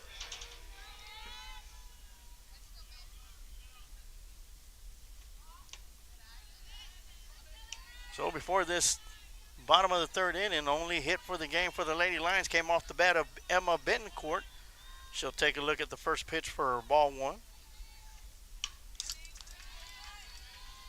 Going to be swung on and fouled back to the backstop for strike 1. 1-1 to count. Only base hits for the Lady Lions have been Emma Bencourt and Marissa Sosa. Genesis Lopez in the on-deck circle. That one's going to be hit out towards the right side and field and caught by the first baseman. And that's going to do it for the bottom half of the 3rd inning. No score for the Lady Lions and 1 hit. When we come back up to bat for the Glen Grizzlies, the Lady Grizzlies, we will go back to the top of the lineup. But right now, we'll take a quick timeout and we'll be right back with more Lady Lions softball right here on the Lions Pride Sports broadcast. Woo!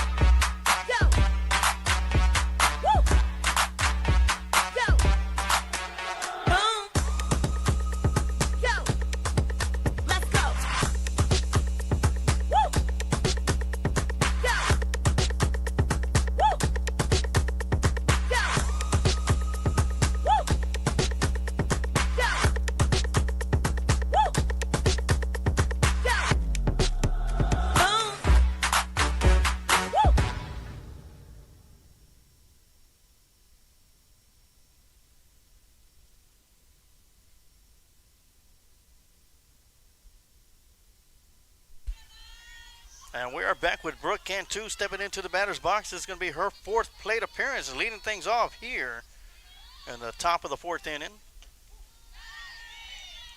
She'll take a look at the first pitch inside for strike 1. Emma Bencourt still on the mound for the Lady Lions. Brooks Cantu looking for a first base hit. She is 0 for 3 tonight. Has led off every inning.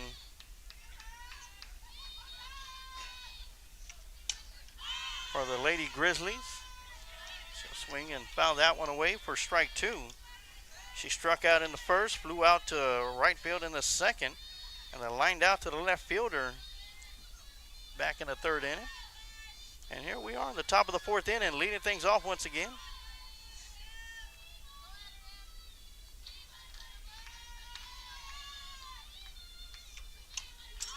That one's going to be fouled back to the backstop right in front of us. Count will still remain 0-2.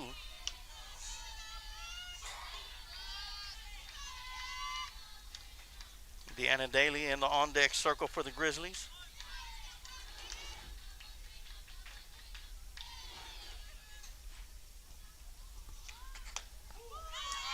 That's going to be called strike 3 on the outside. And for the 4th straight inning in a row, Brooke Cantu will be the leader. Will lead off with an out. And that's Betancourt's 3rd strikeout of the game. And Brooke Cantu is counted for 2 of them. Thank you, Sarge, for covering for me. As some of you listeners can probably tell, my voice is still recovering. I had a bad bout with the flu this last week. Almost reminds me when Harry Carey got older. He only did 1st and 3rd and 6th and 9th innings.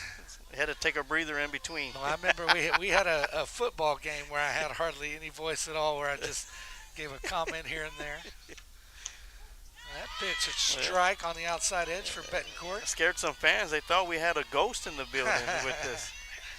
That's 3rd down. Well, we expect to have my voice back fully for the next home game, provided I don't yell too much at Little League this weekend. And that ball's hit hard to the gap in left center field. Villarreal with a run at it, unable to get there. Gathers it cleanly, and they'll hold the runner at second base. But I tell you what, Deanna Daly has had a heck of a night for the Glen Grizzlies. She has just put the bat on the ball all night long, ran base as well. She is 4 for 4 tonight with 3 runs scored. And that'll bring up number 4, Haley Garcia.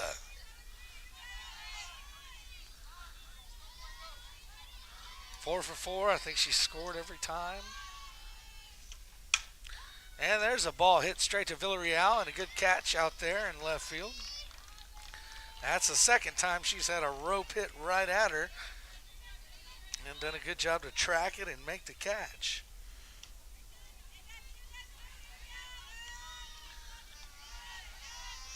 And that'll bring up number 11, Kaylee Kurtzinger. Yeah, Kurtzinger has walked twice and reached on an error by the shortstop and has scored twice.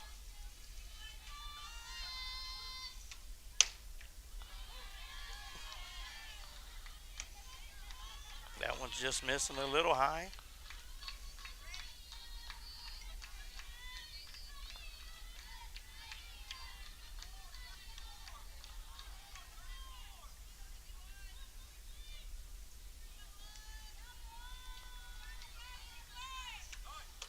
That one, wow, strike inside. I was ready to call it for a ball. Umpire had a better look at that one than I did. Count 1-1 to Kurtzinger. And we've got Daly out there on second. 2 outs here for the Lady Lions.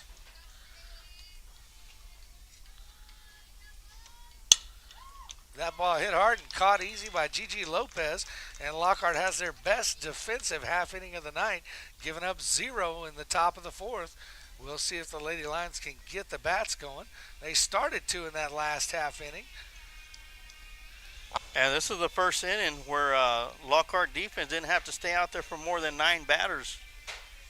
As we'll keep it right here. As the Grizzlies sent 9 in the first, 9 in the second. Or excuse me, 9 in the second. And then Was it 12 in the third? I'm not sure the run rule for high school, but I know Lockhart will need to get some runs on the board here if they want to have a full game here with how Glenn has been playing. I believe it's 10 after 5, if I'm correct. Well, Lockhart down 14. We'll at least want to get a couple here if they can. Looks like we'll have a pitching change for the Grizzlies. But the problem with that is she's wearing a jacket, and I may not be able to give you her number. We'll see if maybe the jacket doesn't make it.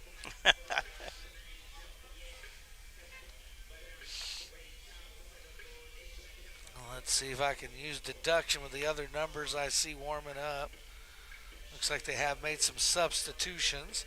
And I see 3 Crook out there. Looks like she'll be in left field now.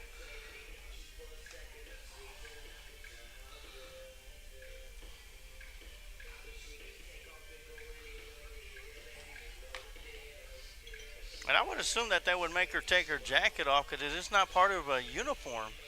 Well, we'll check. I'll look at the game changer here. Can always check game changer. Nice throw down. Oh, they're going to make her take it off.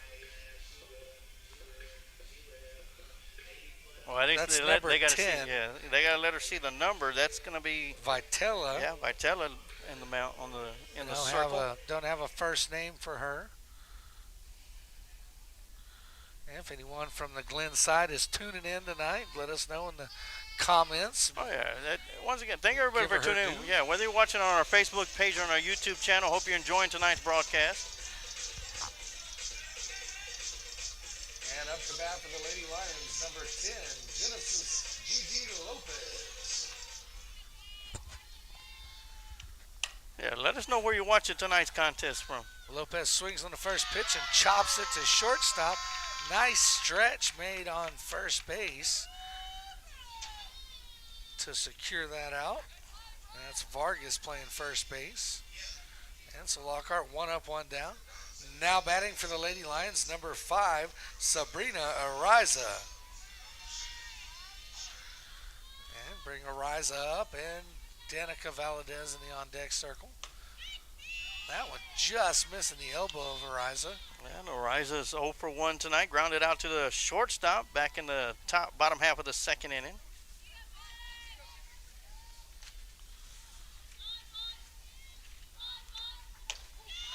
And she watches that one for strike 1 to even up the count.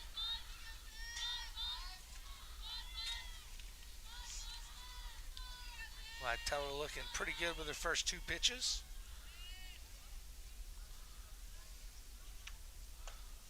And that one inside for ball 2. A little change up on the inside. Boy, Riza's got nerves of steel. She stood in there strong on 2 really close inside pitches. And that one high for ball 3. And nerves of steel. That one had me flinch up here. And you notice Ariza starts with a real open stance and then closes it down on the pitch.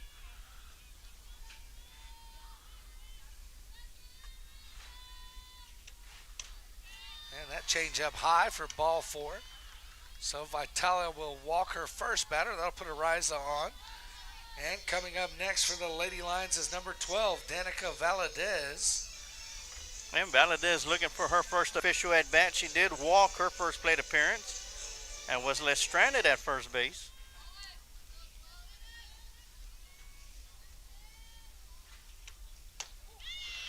That one watched for strike 1. Ariza with a good jump over there on first. She's wanting to get to second base. And the freshman Espinosa will be in the on-deck circle. That one hit hard to the shortstop. Fielded. Going to have a chance at a double play. High. And hits the Lockhart coach. So that'll be a dead ball. We'll see. I think Valadez will get an extra base on that one. I don't think so. If it hit the coach, I'm pretty sure she was sitting in the dugout. The coach was in the dugout. She'd be able to get an advance to second base. Just outside the dugout.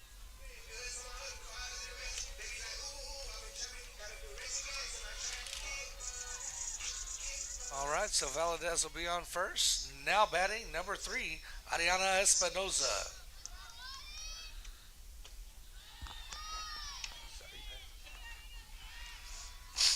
And she watches that first one for ball 1.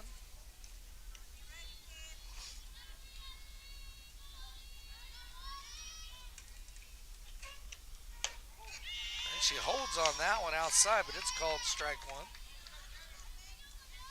Espinosa's 0 for 1 on the night with 1 appearance with a strikeout.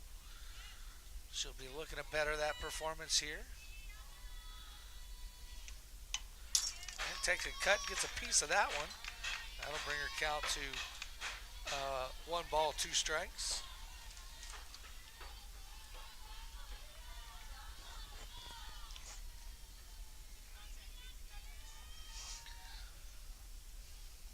And 1-2 the count. Valadez on first. Espinosa chops that one almost into the visiting dugout to stay alive.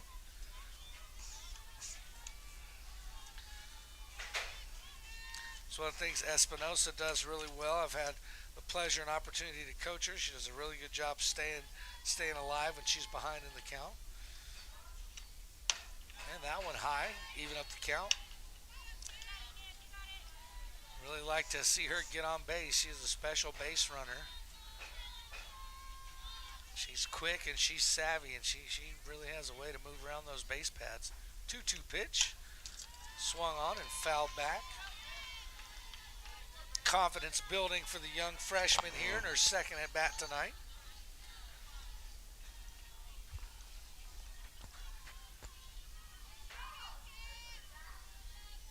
Nerves of steel as a freshman. And she continues to battle. As I told you, she does it well. Espinosa, one of 2 freshmen to make this varsity team this year. The other one being Genesis Cuellar. Cuellar will sometimes play catcher as well. She'll also back up Gigi Lopez at third base. And another high throw on the pick attempt, but right field is there yet again, so Lockhart unable to capitalize on it. That's the second time the right fielder's been there to back up the throw to first. Well, that's great for your catcher. Gives a lot of confidence to keep trying it when you know if you miss, that right fielder's going to be there. Big pitch here for Espinosa, full count. And she fouls another one back.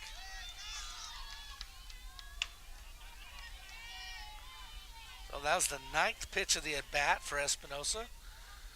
She continues to battle.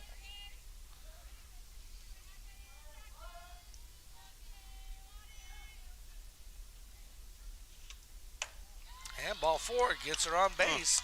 So Lockhart, for the first time, has a runner in scoring position. Although it'll go down as a walk on the bring up number 14, Lily Villarreal for the Lions. although it'll go down on the score sheet as a walk, TD. You know, the amount of pitches that she stayed up there and battled it out. That's a hard-earned walk. Yeah, right it's there. a hard-earned walk. And signs of life here in the 4th for Lockhart. Villarreal with a shot over the shortstop into the gap. That's going to score Valadez. And it'll be close if Ariana scores as well. Ball coming home. And Lockhart does score 2 on the double by Villarreal. Lockhart puts 2 on the board and starts to claw their way back into this thing.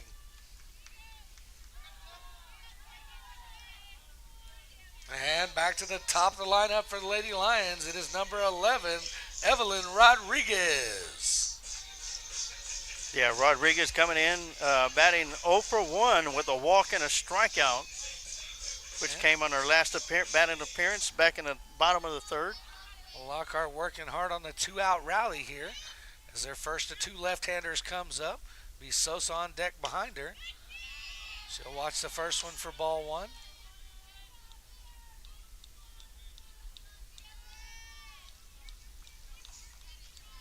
That was a great first pitch swing from Villarreal to hit that line drive into the gap over the shortstop. Evelyn Rodriguez will look to see if she can do some of the same. And she shoots one down the line, just foul.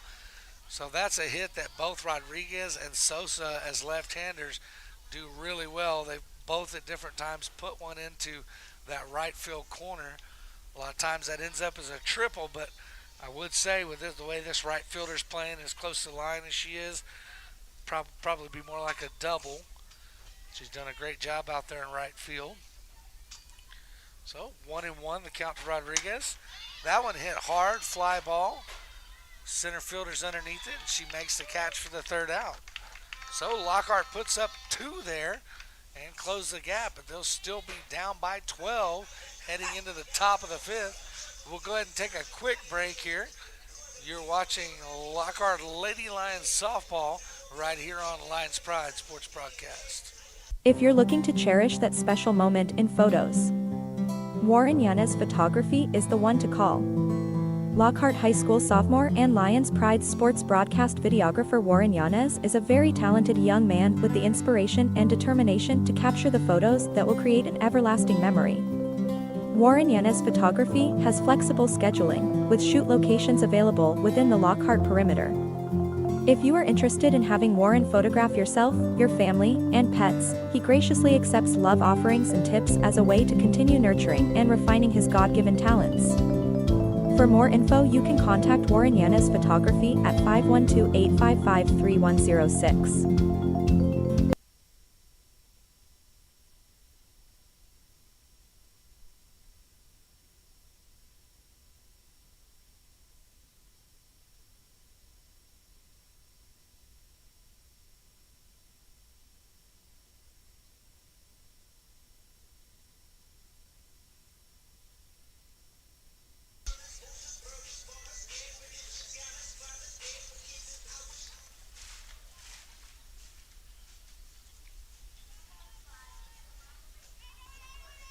And we're back for the top half of the 5th inning as Kurt Singer comes up to bat. Now batting will be number 11, Kaylee Kurtzinger. Yeah, Kurt Singer is 0 for 1 tonight with 2 walks and 2 runs scored. Ben Court still in the circle for the Lady Lions.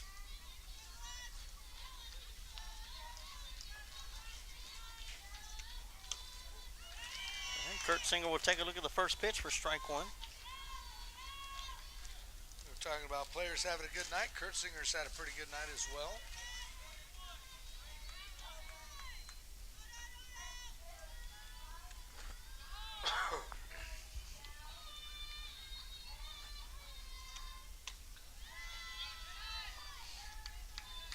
Lockhart does make some substitutions as they bring in the sophomores in the middle. That'll be Jordan Deutsch coming in at shortstop and Andrea Barrientos coming in at second. I think those are the only changes on the field for Lockhart. Outfield, I believe the outfield's still the same. Can't tell because my eyes aren't that good.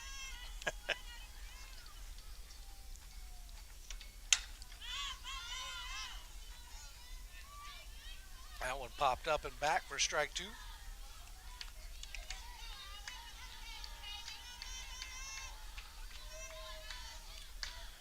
Betancourt looking to get that 4th strikeout of the night.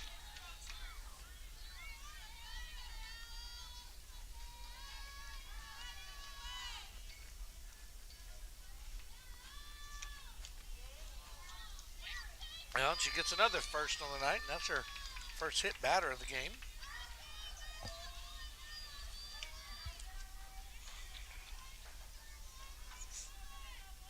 Now batting, number 12, Allie Johnson.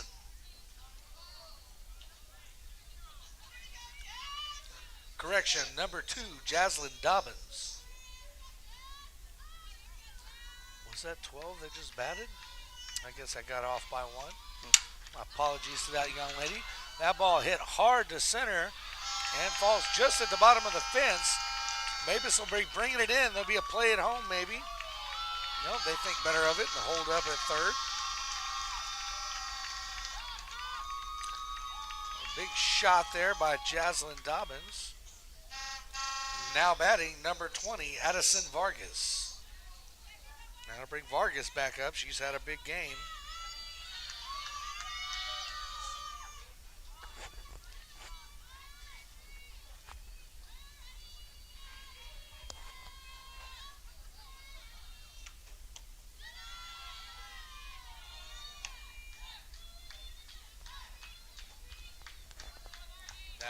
ball one.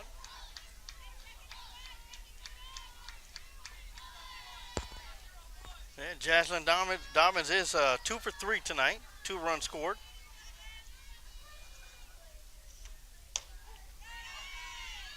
And they get that call on the outside.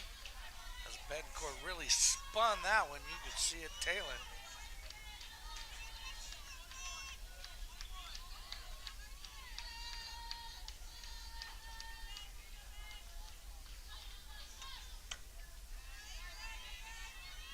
He looks for the same pitch, doesn't get the same spin on it to bring it in. Just misses that outside edge.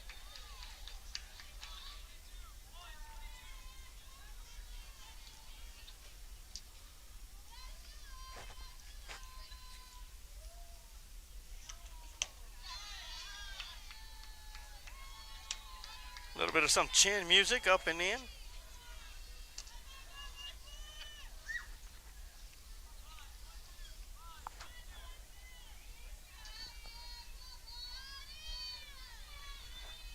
Pitch, and it's outside for ball 4. That'll load the bases up yet again for the Grizzlies with no outs. Now batting number 8, Isabella Laredo.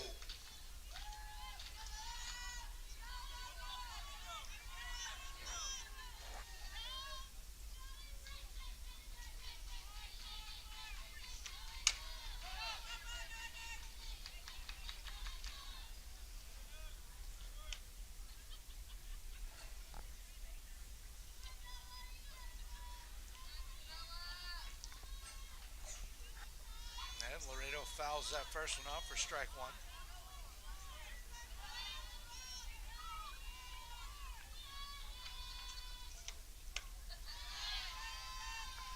That one just missing high, evening the count up at 1-1.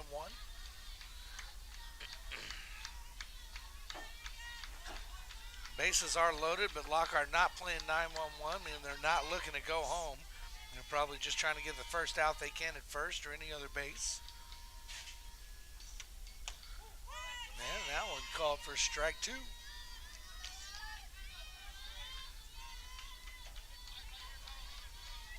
And 1 ball, 2 strikes to Laredo.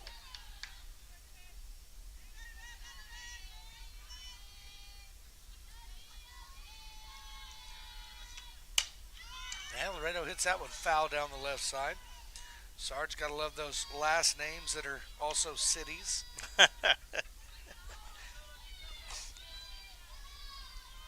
Got to.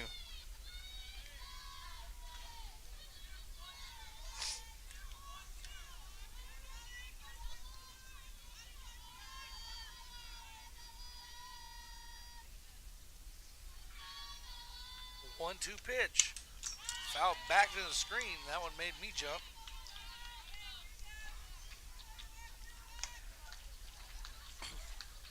Not me.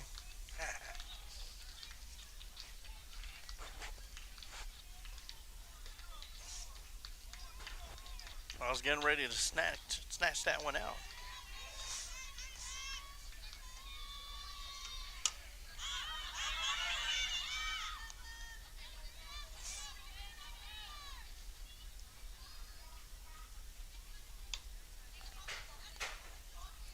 Espinosa thought she had a chance at that one, just out of her reach, foul back.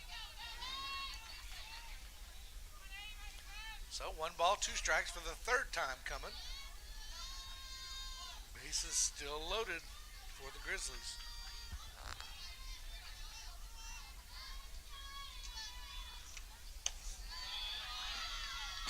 Just missing outside. Just missing that one. And that'll even the count up.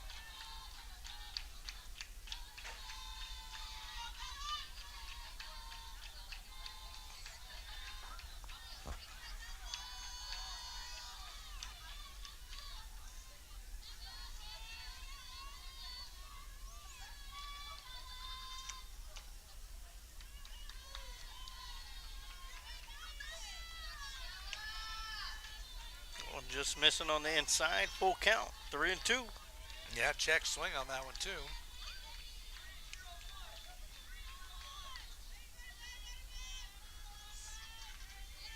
Lockhart with no outs needs to get one here. And that one hit hard down the left side and foul. And Villarreal will corral it in the corner down there.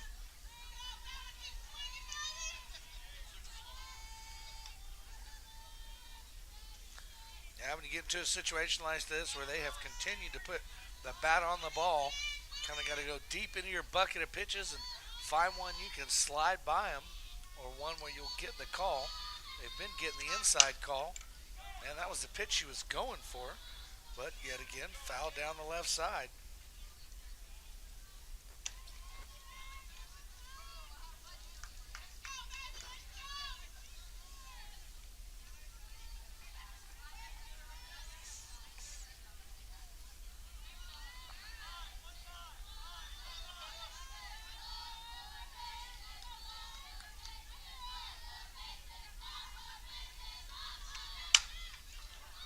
Another one fouled down the left side.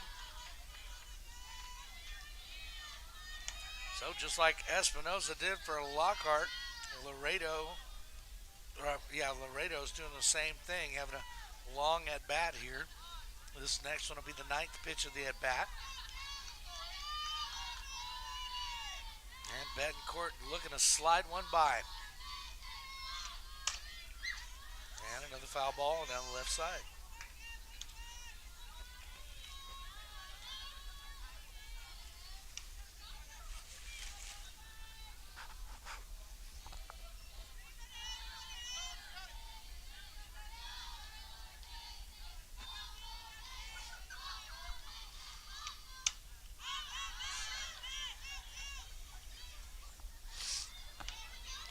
That's something for young softball players to take note here.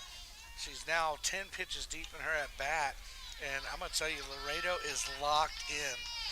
You know, there's no heavy size in between. We're not worried about the foul balls we hit. She is locked in, looking for her pitch. Oh, and battling like that, she's going to eventually find it, especially on a 3-2 count, to where as a pitcher you have to put it right in the spot, right inside that strike zone area. There's no what they call trash pitches to right where you try to get the batter to chase after it. There's none of that. 3-2 count, it's got to be a strike. So as a batter, you're sitting there, you know no junk pitch is coming. Right. You're going to get a pitch, and you're just going to have to keep fighting and fighting until you get your pitch. Now you mentioned Espinosa. Hers ended in a walk. We'll see what Laredo's is going to end up in. Well, and Espinosa took that last pitch off the thigh off a foul ball, showing her toughness, shaking it off pretty easily.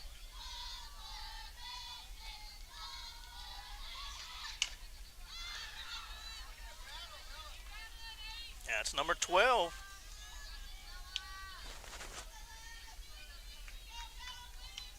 And you might be able to hear the ball 4 base hit chant coming from the Glen dugout.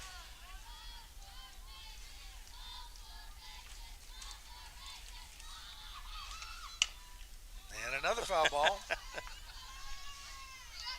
Maybe they need to add foul ball to the mix. Well, we'll take a break. We'll be back here when she'll still be fouling them off. But like in the movie Talladega Nights, we're back with the world's longest rake. Yeah. We're back with the world's longest at-bat. That's 13 pitches so far.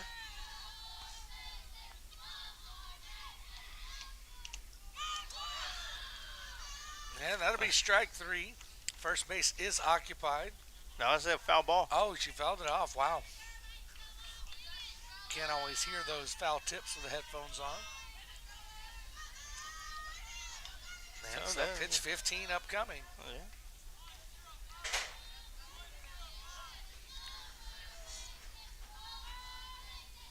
She'll be looking for the outside edge. And that one hit high. Deutsch at shortstop makes an easy catch. So after a 15-pitch at bat in between Betancourt and Laredo, Betancourt finally wins it on a pop-up. And that'll bring up number 1, Bryn Camacho to bat for the Grizzlies. Man, Camacho's probably like, finally. Yeah, it was getting cold.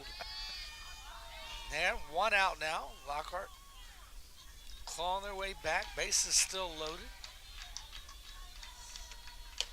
And strike one right down the middle. Yeah, Camacho is 1 for 3 tonight. A bunt single and 2 ground outs to the pitcher.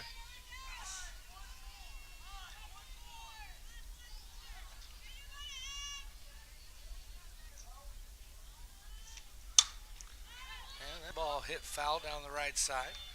So Betancourt will get out ahead early on Camacho. No balls, 2 strikes.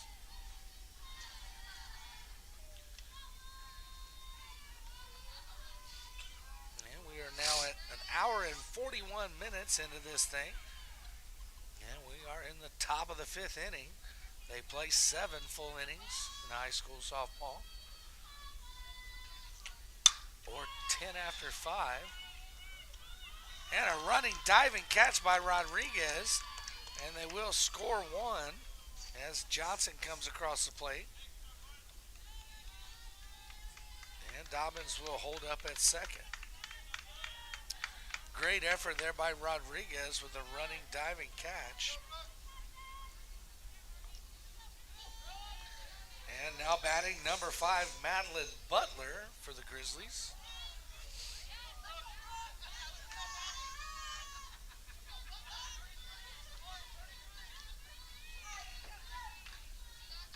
I believe that's going to be Cantu if I'm correct.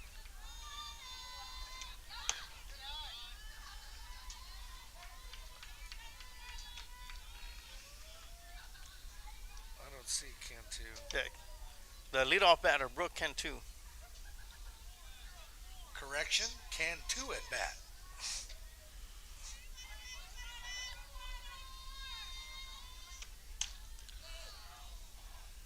And she'll take that one off the foot.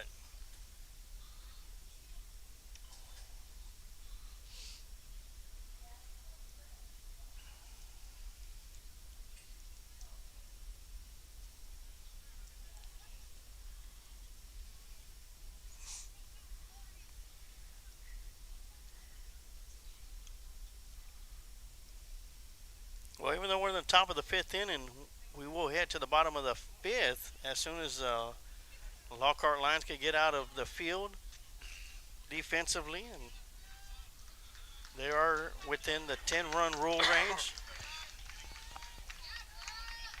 after 5 innings of play or 4.5 innings of play.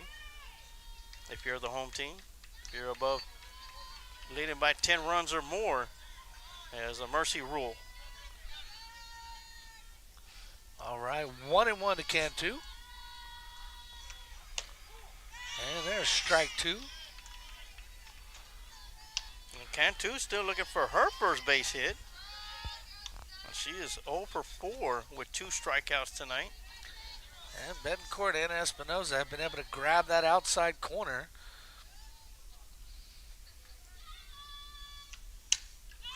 And she comes back inside with that one, and it's fouled back into the backstop. And Espinoza able to catch it in the air off the backstop.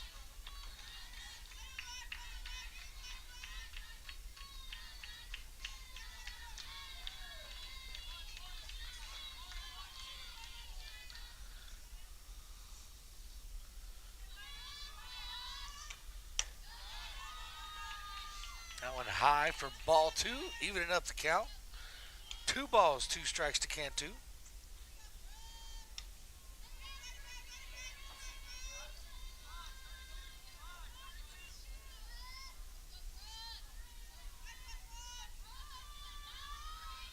Looking for that outside corner again. Just a hair off of it. Bring the count to full.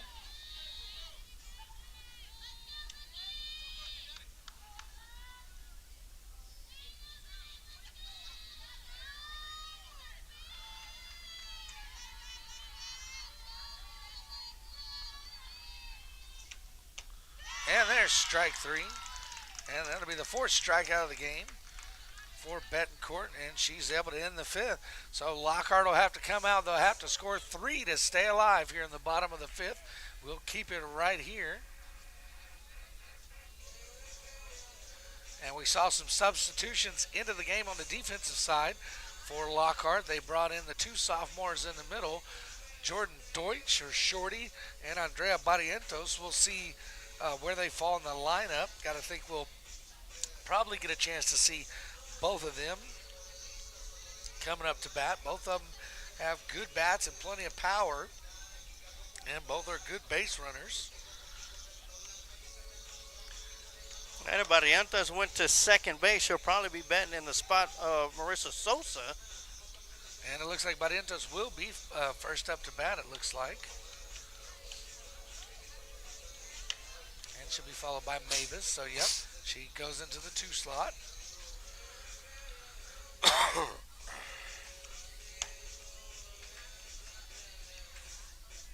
And that means if we're able to get to the 6th spot is where we'd see Jordan Deutsch. Barrientos looking loose and relaxed before her first at bat. A little dancing over there in front of the home crowd.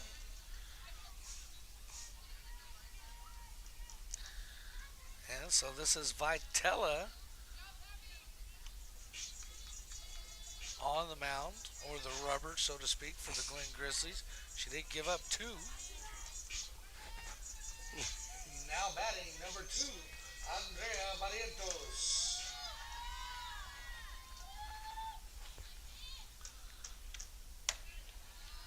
As you mentioned, TD, this is her first plate appearance.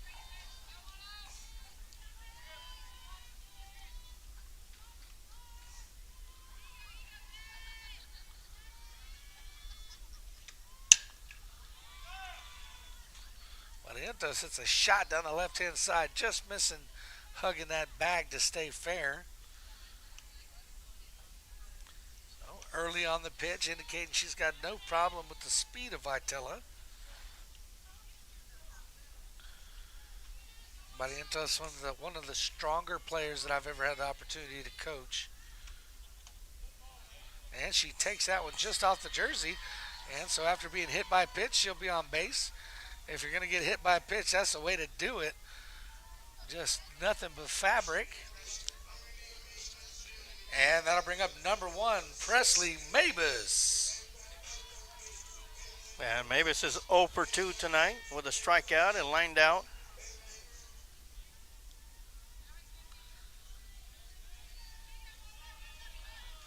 And Mavis is another player that's really good on the bases, and we can get her on the pads. That one hit just off the glove of the shortstop. That'll go for a single, and Lockhart's got 2 on, and a runner in scoring position once again. And swinging on the first. Bring up number 15, Emma Betancourt for the Lions. Yeah, swinging on the first pitch for Presley Mavis. Gets her on the base pads for the first time tonight. Well, when Lockhart's had success, it's been swinging at that first pitch. We saw Villarreal hit a shot off the first pitch in the last inning. That pitch thrown by the same pitcher. And Betancourt takes the first one for ball 1 inside. And Villarreal got that base hit after about a 13-pitch session with Espinosa and Vitale. So, and then came out swinging on the first pitch. And Betancourt takes that one for strike 1. Pump fake down to first. No throw. Now they've tried that throw twice, and both times it's gone into right field, but the right fielder has been right there to back it up. Lockhart unable to capitalize. This time the throw is right on the money, but Mavis able to get back to the bag in time. So Betancourt watched that last pitch for strike 2. She'll be down on the count, 1 ball, 2 strikes.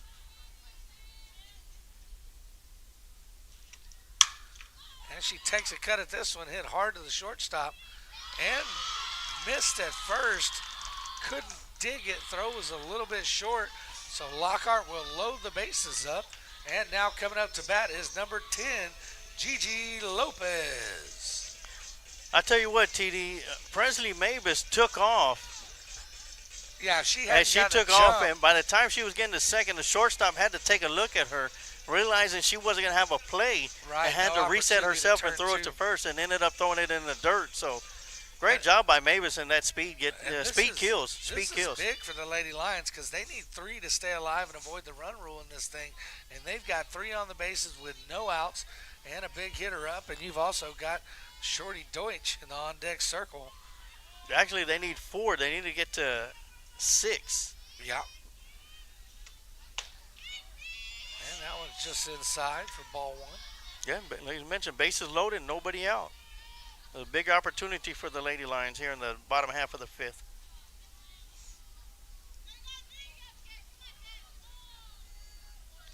And Vitella with the 1-0.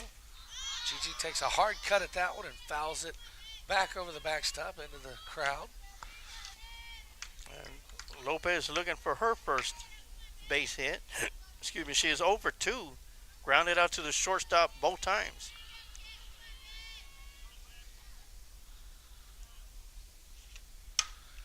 And she hits a hard shot to the gap. It's got some air under it, and it'll get past them. That's going to score at least 2. And they'll hold up the 3rd. And so that'll start to reel them in with 2 more crossing the plate for the Lady Lions. And great shot there by Gigi Lopez to find the gap in right center field. Worried for a second because it kind of slowed down in the thick night air, but it was able to get over the right fielder. And they're going to go back again to Madeline Butler after Vitale gives up 4 in 2 innings. So Butler will come back in and get her warm-up pitches, and she'll be facing Shorty or Jordan Deutsch. Sophomore will be up for her first at-bat. And behind her in the on-deck circle, we will get to see Danica Valadez. And most likely we'll also get to see Ariana Espinosa again, freshman. barring like a double play.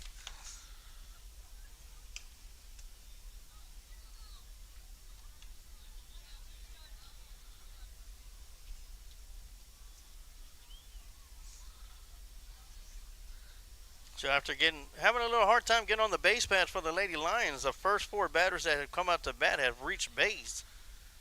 And Genesis Lopez with a big 2 RBI double to right center field.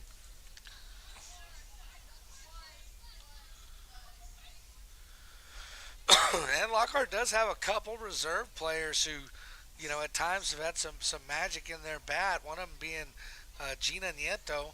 She's on reserve for the Lady Lions. She's not gotten in the game or gotten in at bat tonight, but last year finished the season as one of the best players. Started off at DP and then fought her way in the lineup with really good offensive play and bat play last year. This will be Deutsch with her first at bat, and she'll take a swing and pop that one high and to the left, and it stays in play, but they're unable to catch it as the tarp caused a little bit of butterflies on the approach there. Yeah, that goes to communication right there. The shortstop making her way out there, communication. Let her know, hey, you got plenty of room, plenty of room, plenty of room. God, I'm not a big fan of that tarp. No, right now I am. And Shorty watches that one on the outside for ball 1. Strike 2. No, it was ball 1. Yeah, 1-1. Reset. Strike a ball. And then 1-1. And that one low for ball 2.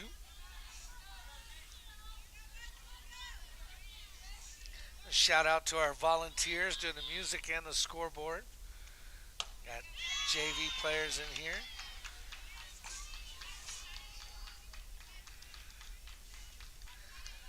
And 2 balls, 2 strike now to Deutsch. Got Alina Manzano running the music and Lindsay Castillo running the scoreboard. As Shorty takes a swing and a miss at one that's high and outside. And that will bring up, now batting number 12, Danica Valadez.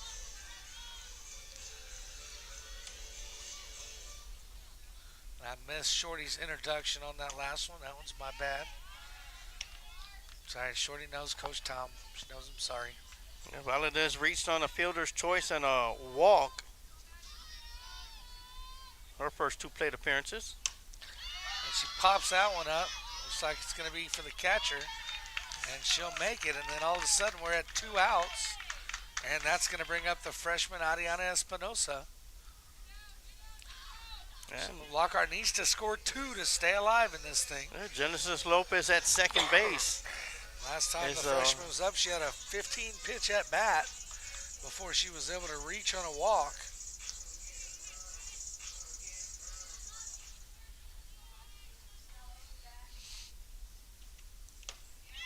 This time she starts off swinging and foul tips the first one.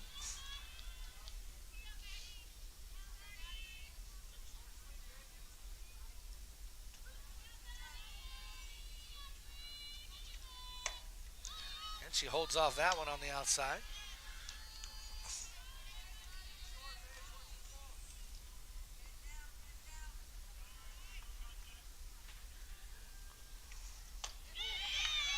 She watches that one inside for strike 2. So Espinosa goes behind in the count. 1 ball, 2 strikes. Didn't bother at all last time being down 2 strikes. She proceeded to foul off about 10 of them. And she lets that one go outside for ball 2.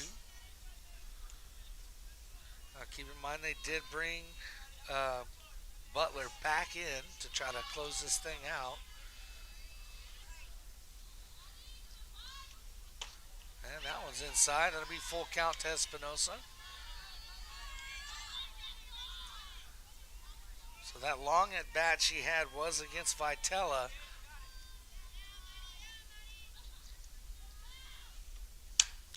And she pops that one up back to stay alive.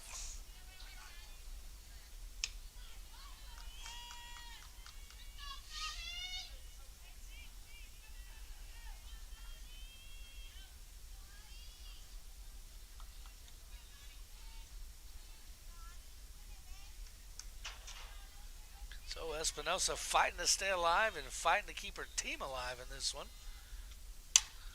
And she fouls another one up. Catcher's got a chance at it. And looks like it was clean. It did not touch the backstop. So that'll be the 3rd out. And that'll be ball game as your Lockhart Lady Lions drop their 2nd district game. They will go to 0-2. And Leander Glen Grizzlies will improve to 1-1 on the year. Yes, and we'll take a quick timeout, and when we come back, we'll have your Kreitz Market post-game show. We'll have your post-game honors with your players of the game, offensively and defensively, right here on the Lions Pride Sports broadcast. Smoke Texas Barbecue puts smiles on faces.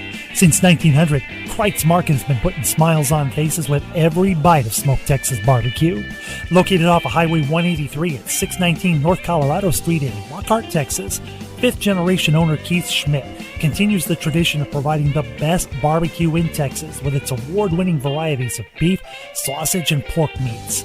All Kreitz Barbecue is post oak smoked to perfection under Pitmaster Roy Perez's watchful eye in Kreitz Market's hallowed brick pits. Let Kreitz cater your party or event. Kreitz can assemble a complete barbecue dinner and sides for any event in Central Texas. To get a quote on catering, Kreitz Barbecue Catering Manager Weston Black can be reached at 512-398-2361. That's 512-398-2361. Kreitz Market opens 7 days a week, Monday through Saturday from 10:30 a.m. to 8 p.m. and on Sundays from 10:30 a.m. to 6 p.m. You can find out more about Kreitz Market on their Facebook page or go to kreitzmarket.com. That's www.kreitzmarket.com. If you find yourself on the side of the road or in an accident, call Quantum Towing and Recovery at 512-295-8697. Quantum Towing has been a family-owned business since 2000. We offer 24-hour towing and recovery service for your vehicle. With 4 locations to serve you in Kyle, San Marcos, Luling, and Lockhart, Quantum Towing is only a phone call away. And we're back here after the Lady Lions drop one to the Leander Glen Grizzlies. And we are into your Kreitz Market post-game show where we will have your offensive and defensive players of the game. I'll go ahead and start on the offensive side of things with your Kreitz Market offensive players of the game. It's going to be 2 players tonight. It's going to go to Gigi Lopez and Lily Villarreal. What got them both there on the offensive side was both of them had 2 RBI shots for doubles where they were able to find a gap and breathe some life into their team. Villarreal did it in the fourth with a shot to left center, and then Lopez did it in the fifth with a shot to right center field. So great job to both those ladies, Lily Villarreal and Genesis Lopez. They are your Kreitz Market offensive players of the game, and we'll throw it over to Sarge. Yeah, for your quantum toe and defensive players of the game is going to go to the outfielders. Number 11, Evelyn Rodriguez.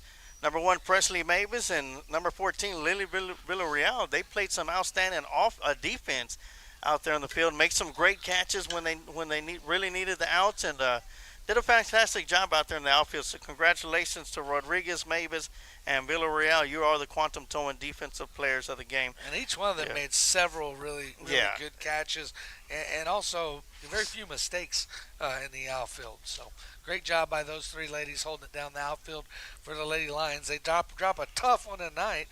They'll be looking to come back here. Yeah, they'll be traveling to Liberty Hill to take on the Liberty Hill Lady Panthers. That'll be this Friday at 7 p.m. As for the Glen Grizzlies, they will be at home to take on the Lehman Lady Lobos at 7 p.m.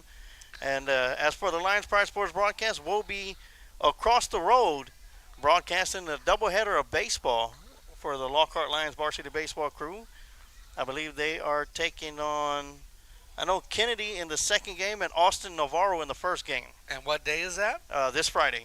This Friday, and then the next time you'll see us here on the softball field will be Tuesday. Will be next Tuesday. Lockhart will be hosting Hayes. We'll have the JV at 5 and then the varsity again at 7. So set your dial, save the date. We'll be back on the air next Tuesday with more Lockhart Lady Lions softball, and this Friday with Lockhart Lion baseball. Oh yeah, and we will be here early enough to try and get the whole JV game this time. So, but once again, I want to thank everybody tuning in. TD, always great, always good to be back in the booth with you. And look forward to some more softball games this season. And thank everybody for tuning in, whether you watch on our Facebook page or on our YouTube channel. Hope you enjoyed today's broadcast right here on the Lions Pride Sports broadcast of Lady Lions softball. But until next time, like I always say, you can take the lion out of Lockhart, but you can never take the heart out of Lockhart. Go Lions.